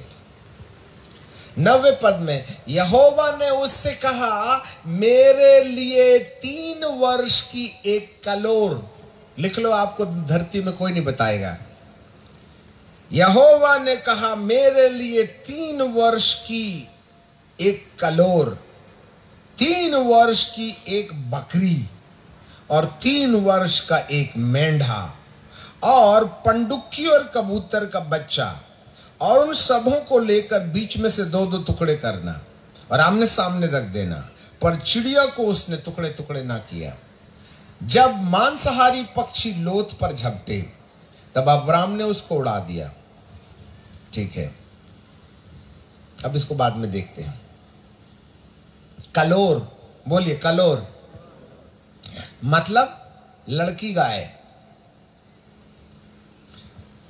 और मेंढा लड़का भेड़, और क्या बोलते हैं मेंढा 3 वर्ष की एक बकरी लड़की, ठीक है कि नहीं। परंतु मेंढा लड़का भेड़, आपको समझ में आते 3 क्या चीज है। कलोर का संबंध मिस्र से है, बकरी का संबंध है इस्माइलियों से है, मुसलमानों से है, और मेंढे का संबंध इजराइलियों से, 12 गोत्रों से। अब्राम के युग से मिस्र, असुर और इजराइल चुना गया है। मैं अब्राहम की संतान से मिस्रियों को, असुरियों को, इसलिए अब्राहम गया मिस्र और वापस लौट आया। यीशु पैदा हुआ तो परमेश्वर ने कहा मिस्र को चले जा। पता नहीं मिस्र में क्या चीज छुपी थी। परमेश्वर ने अब्राम को भी मिस्र भेजा और अब्राम की पत्नी सारा को खराब होने से बचा लिया। तब मिस्र के राजा ने उसको बहुत धन संपत्ति कह के देते हुए कहा मेरे लिए यहोवा से प्रार्थना कर। यीशु मसीह भी पैदा होने के बाद सीधे मिस्र गए, क्योंकि दुष्ट उसके पीछे लगा था। इसलिए कलोर इब्राहिम की पहली संतान मिस्र, इब्राहिम की दूसरी संतान इस्माइल जो हाजिरा से हुई, और इस्माइल की तीसरी संतान जिसको इजराइली कहते हैं, 12 गोत्र के लोग, इन तीनों को खुदा ने पहले से रिजर्व कर रखा था। परंतु ये तीनों की तीनों यीशु के दूसरे आगमन में क्षणिक लोग होंगे जो ऊपर उठाए जाएंगे, बाकी सब यहीं रह जाएंगे।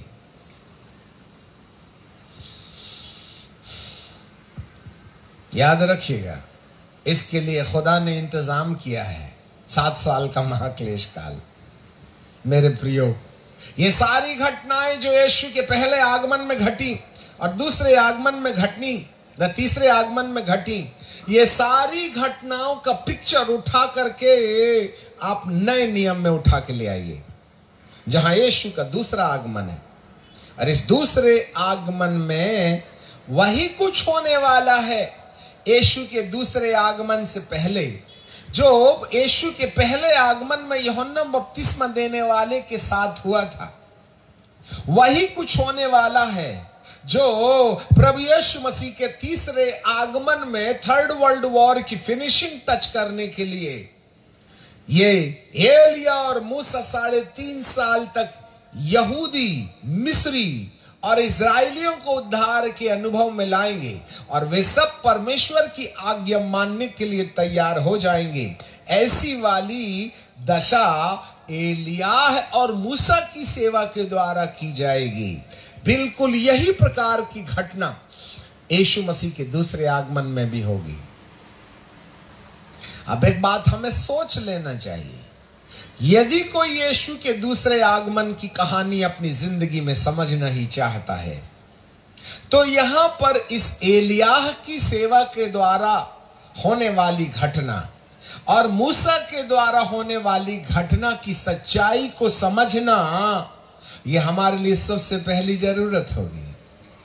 मेरे प्रिय, जैसे यूहन्ना बपतिस्मा देने वाले के द्वारा लोग आज्ञा न मानने वालों को धर्मियों की समझ में लाके खड़ा कर दे।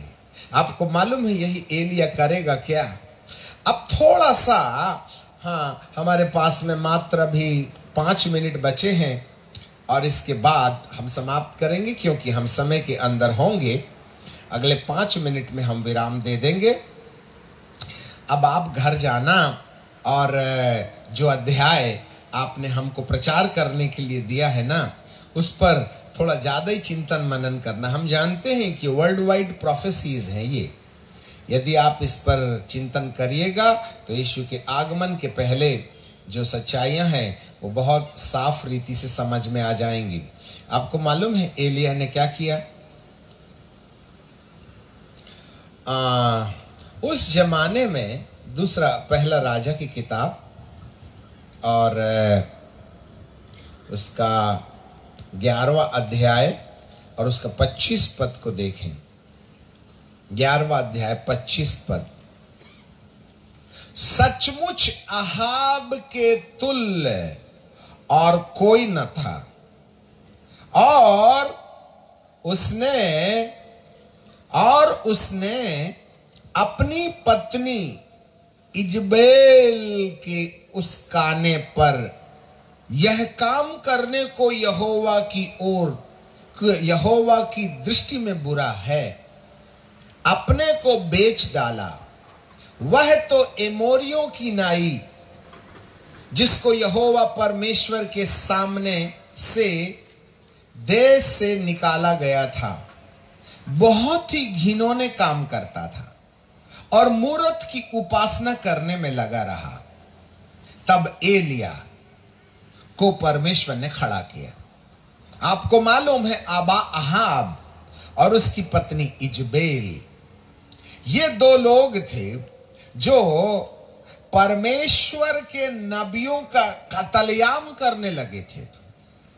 बाल के 450 पुजारी और अशेर के 400 पुजारी इजबेल की टेबल में खाना खाया करते थे और उसमें जादूगरनी के रूप में इजबेल काम करती थी। Jezebel Jezebel Jezebel. यदि आज के तार में मैं भारत के ऊपर में इजबेल की आत्मा की सच्चाई बताऊं तो आपके पैर के नीचे से जमीन खसल जाएगी। चलिए छोड़िए आगे, क्योंकि समय खत्म हुआ। जब इजबेल का शासन था, नाम मात्र को अहाब राजा था, उसके दिमाग के ऊपर किसी और की कलम थी। Listen me man of God. Jezebel Ahab राजा था, परंतु राजा नौकर की तरह काम कर रहा था। परंतु इसके पीछे शासन करने वाली इजबेल थी। ये जो इजबेल है वो अपने पति का सिर बनकर के काम करते थे। ये पूरी की पूरी अहाब की पावर अपने हाथ में रखती थी। आज जो कुछ भी एट प्रेजेंट इस देश के अंदर हो रहा है, उसकी सच्चाई स्पष्ट नहीं कही जा सकती। समझदार को इशारा बहुत होता है। आप प्राइवेट में हमसे मिलिएगा। तब परमेश्वर ने कहा, बाल और अशेर की आराधना करने से इजरायली लोगों के अंदर जो परमेश्वर के प्रति अविश्वास जाग उठा है। एलिया कहता है, मैं अकेला बचा हूं, सारे यहोवा के नबी घात किए गए। पर यहोशापात कहता है, चिंता मत करना, मैंने 50-50 परमेश्वर के नबियों को गुप्त जगह में छुपा के रखा और उनका दाना पानी देता हूं। परंतु एलिया को इस बारे में नहीं मालूम था। एलिया अकेला बचा, इसलिए वह निराशा की हालत में उस कारमेल की चोटी पर जाके कहता है, मुझे परमेश्वर से शिकायत है, सब यहोवा तेरे नबी इजबेल के द्वारा कत्ल कर दिए गए और मैं अकेला बचा हूं और वो डायन मेरे पीछे लगी और मुझे भी कत्ल कर देना चाहिए, इसलिए संभाल तेरी प्रोफेटिकल मिनिस्ट्री। जाके झाऊ के पेड़ के नीचे सो गया। स्वर्गदूत ने कहा, टेंशन में है बेटा, ले रोटी खा ले और पानी पी ले। उसने खाया पिया, फिर सो गया। फिर दूसरे बार स्वर्गदूत आता, उठ रे बाबा, रोटी खा ले, 40 दिन चलना है। हाँ ठीक है रख दे और चले जा, दिमाग खराब है मेरा। मौत मांगी थी, जब मर नहीं चाहता तो भागता क्यों भगोड़ा। ठीक है, चल पड़ा, होरेब पहाड़ पर पहुंचा, गुफा में छुप गया। परमेश्वर पूछते, तेरा क्या काम रे यहां? कुछ नहीं, टेंशन में हूं। क्या हो गया? अरे वो तेरे सारे नबियों को कत्ल कर दिया उसने। ऐसा वाले माहौल में एलियाह के दिमाग में एक बात परमेश्वर डालते हैं, प्रार्थना कर कि पानी बंद हो जाए। हालेलुया। एलिया की प्रार्थना से पानी बंद हो गया। अब हम कल, आप काम धंधा छोड़ के सुबह जरूर आइएगा, हम आपको बताएंगे कि ये 7 अद्भुत काम यीशु के दूसरे आगमन के पहले कलीसिया के अंदर दिखाए जाएंगे। पानी का बंद होना आज की तारीख में पवित्र आत्मा के काम में जो मंदी आई है वो देखते बनता है। आज लोग फिजिकली पवित्र आत्मा करके सोच लेते हैं पवित्र आत्मा आ गया, परंतु ये भावनात्मक ड्रामा है। एक्चुअली पवित्र आत्मा का काम नहीं है ये। मुझे समझ में नहीं आता, पवित्र आत्मा आ गया तो तुम्हारी बीड़ी क्यों नहीं छूटी? तुमने मोबाइल को इचिक बिचिक बंद क्यों नहीं किया? आप दूसरी संस्था से प्यार क्यों नहीं करते हैं? क्यों बेफालतू की बातों पर घंटे घंटे बहस करते हैं? बाइबिल के विषय पर क्यों अध्ययन नहीं किया जा सकता? आज धरती के अंदर में, भारत के अंदर में इतने ढेर सारे झूठे सिद्धांत आ गए हैं, देखते बनता है। आज सबसे बड़ा हमला कलीसिया के ऊपर में सैद्धांतिक हमला। यहोवा ही परमेश्वर है, यीशु अकेला परमेश्वर है, पिता पुत्र पवित्र आत्मा का बपतिस्मा नहीं, कहीं ये नहीं, कहीं वो नहीं, नहीं नाक दबा के औंधा वाला बपतिस्मा गलत है, चित्ता वाला डालो, नहीं ऐसा वाला डालो, ऐसा वाला डालो। सिद्धांतिक मतभेद, बाप रे बाप, आप तो अच्छे भले पागल खाने के जाने लायक हो जाइएगा। दबे यरूशलेम हमारी माता है। अब बताइए, पवित्र आत्मा का पति भी ढूंढ रहे हैं आज बाइबल में। हम पागल बना दिए लोगों ने। आप क्या कहिएगा? 3,334 सिद्धांत हैं एक बाइबल के ऊपर से। 3,334 denomination is preaching one Christ. और इन 3,334 डिनोमिनेशन को एक मैदान में खड़ा कर दीजिए, बाहर वालों को डंडा तलवार लेके बुलाने नहीं पड़ेगा, ये खुद ही निपटा देंगे एक दूसरे को। कौन बोला पवित्र आत्मा आज भारत के अंदर में काम कर रहा है? हैं? हम अपनी अपनी संस्था ही तो बना रहे हैं, प्रभु का राज्य बना है। ये भीड़ में से जाने वाले हैं कितने जिन्होंने आज तक अपनी गलती का अंगीकार नहीं किया। मुझे नहीं मालूम गेट में जाने के बाद में एंट्री मिलेगी भी कि नहीं। आप तो सब चमत्कार के चक्कर में बपतिस्मा लिए थे, मन फिराने वाला कार्यक्रम तो नहीं ना हुआ है। चमत्कार को नमस्कार। That is the reason, repentance.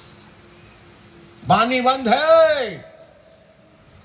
जिस दिन पानी गिरेगा ना,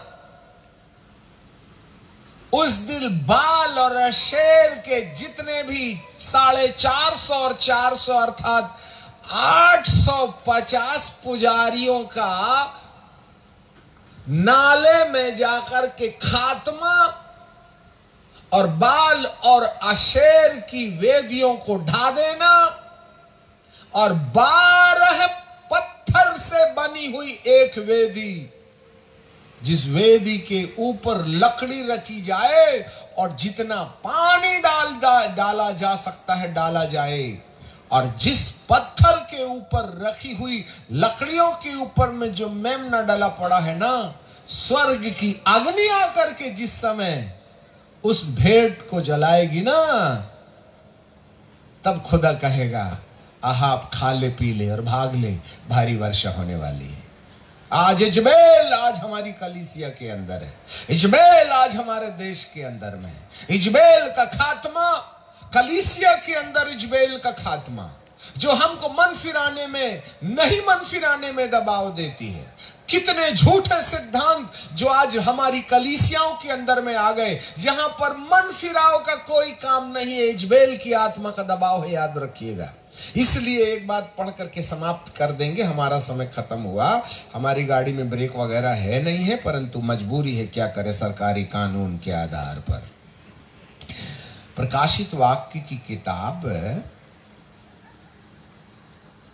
और इसका दूसरा अध्याय जरा देखिएगा, कहाँ गया? बिलाम की शिक्षा, बिलाम की शिक्षा, हाँ नकोलियों की शिक्षा है। अच्छा जाइए देखिए कौन सी कलीसिया है। इजबेल के बारे में देखिए, मुझे याद दिला दीजिए जी, जोर से बोलिएगा। 220, यस, हाँ ये है थुआतीरा की कलीसिया।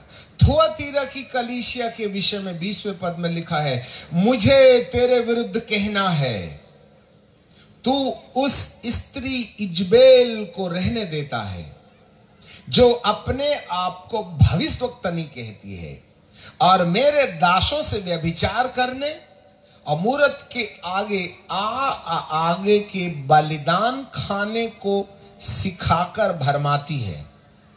मैंने उसको मन फिराव के लिए अवसर दिया, पर वह अपने व्यभिचार से मन फिराना नहीं चाहती। देख, मैं उसको खाट पर डालूंगा, और जो उसके साथ व्यभिचार करते हैं, यदि वे भी उसके कामों से मन न फिराएंगे, तो मैं उन्हें बड़े क्लेश में डाल दूंगा। हालेलुया।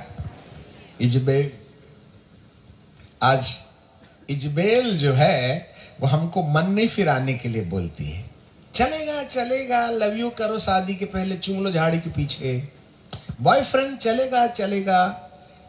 मंगनी की बात क्या हो गई, लड़का उसको फिल्म ले जाने लगता है, हाथ पैर दाबने लगता है उसका। अरे पापियो, अभी शादी तो होने दे, तू पहले ही भोग मार दिया उसको, व्यभिचार कर रहे होने वाली पत्नी से। खुदा तुमको आशीष देगा क्या? तुमने बॉयफ्रेंड गर्लफ्रेंड बना लिए। मुझे एक बात बताइए, आप में से किसी ने चर्च के अंदर में बॉयफ्रेंड और गर्लफ्रेंड के विरुद्ध आवाज उठाई है तो बोलिएगा। तो क्या इजबेल आपकी कलीसिया में नहीं है? व्यभिचार कर रहे हैं आपके लड़के लड़कियां? मुझे एक बात बताइए, आप में से कितने याजकों ने कुंवारे लड़के और लड़कियों को शादी दिए हैं जिनका दैहिक संबंध किसी लड़के और लड़की से नहीं हुआ? तो इजबेल नहीं है क्या?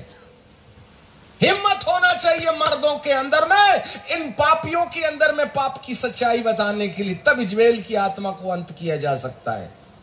याद रखिएगा, आज व्यभिचार का अड्डा बना है कलीसिया, दारू का अड्डा बना है। हमारे जवान लड़के मोबाइल के अंदर में पाप कर रहे हैं। कोई है जो भारत के अंदर में चुनौती देते हुए कह रहा है पोर्नोलॉजी बंद करो, पोर्नोलॉजी बंद करो? तो क्या इजबेल हमारी कलीसिया में बड़पल नहीं रही है क्या? Repent and come back to the Lord. एलिया के अभिषेक की आवश्यकता है। जी हां, आज कोई युवा युवतियों को विवाह के पहले सलाह देने वाला नहीं है कि विवाह के पहले किसी भी प्रकार का शारीरिक संबंध जायज नहीं है। बीती रात हमने अच्छा सपना नहीं देखा। एक बात बोल के खत्म कर देंगे। भारी मात्रा में लोग टॉयलेट करने के लिए डब्बा लेके जमीन में बैठे हैं, और बहुत से लोग अपने हाथ में रोटी लेकर के टॉयलेट करने वाले के हाथ में थमा रहे हैं कि इसको खा लो। और कुछ लोगों ने डिब्बे हाथ में रखे और ऐसे उखरू बैठे हैं टॉयलेट करने के लिए। उसी के सामने चट्टान पर भात के ऊपर दाल डाल के चले गए। जब वे इस प्रकार की दशा में है तो उनको रोटी दी जा सकती है क्या? That's a point. मैं बड़ा इरिटेट हो रहा था, पिता परमेश्वर, ये जब मेला कर रहे हैं इनको भात बांटना ठीक है क्या? ये आज हमारे भारत की कलीसिया का एक पिक्चर प्रभु दिखा रहे हैं इजबेल की आत्मा का।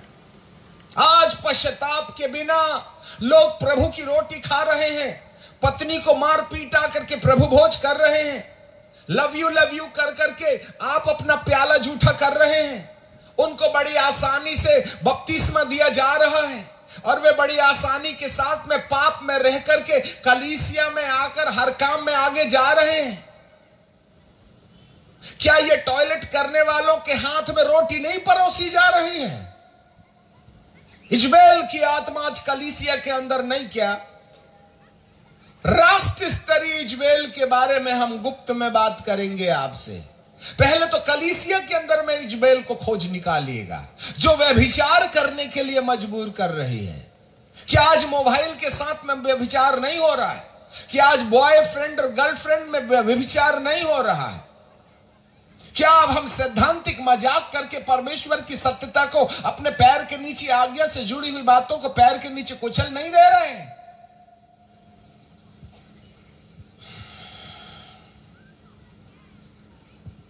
आइए हम अपनी आंखें बंद करें। एलिया का झब्बा ऐसे नहीं आएगा। एलिया का झब्बा अभिषेक है। एलिया का झब्बा अहाब और इजबेल के विरुद्ध मनादी है, पाप के विरुद्ध घोषणा है। अंधकार के कामों को पवित्र लोगों के बीच में से बहिष्कार किए जाने का सिस्टम है।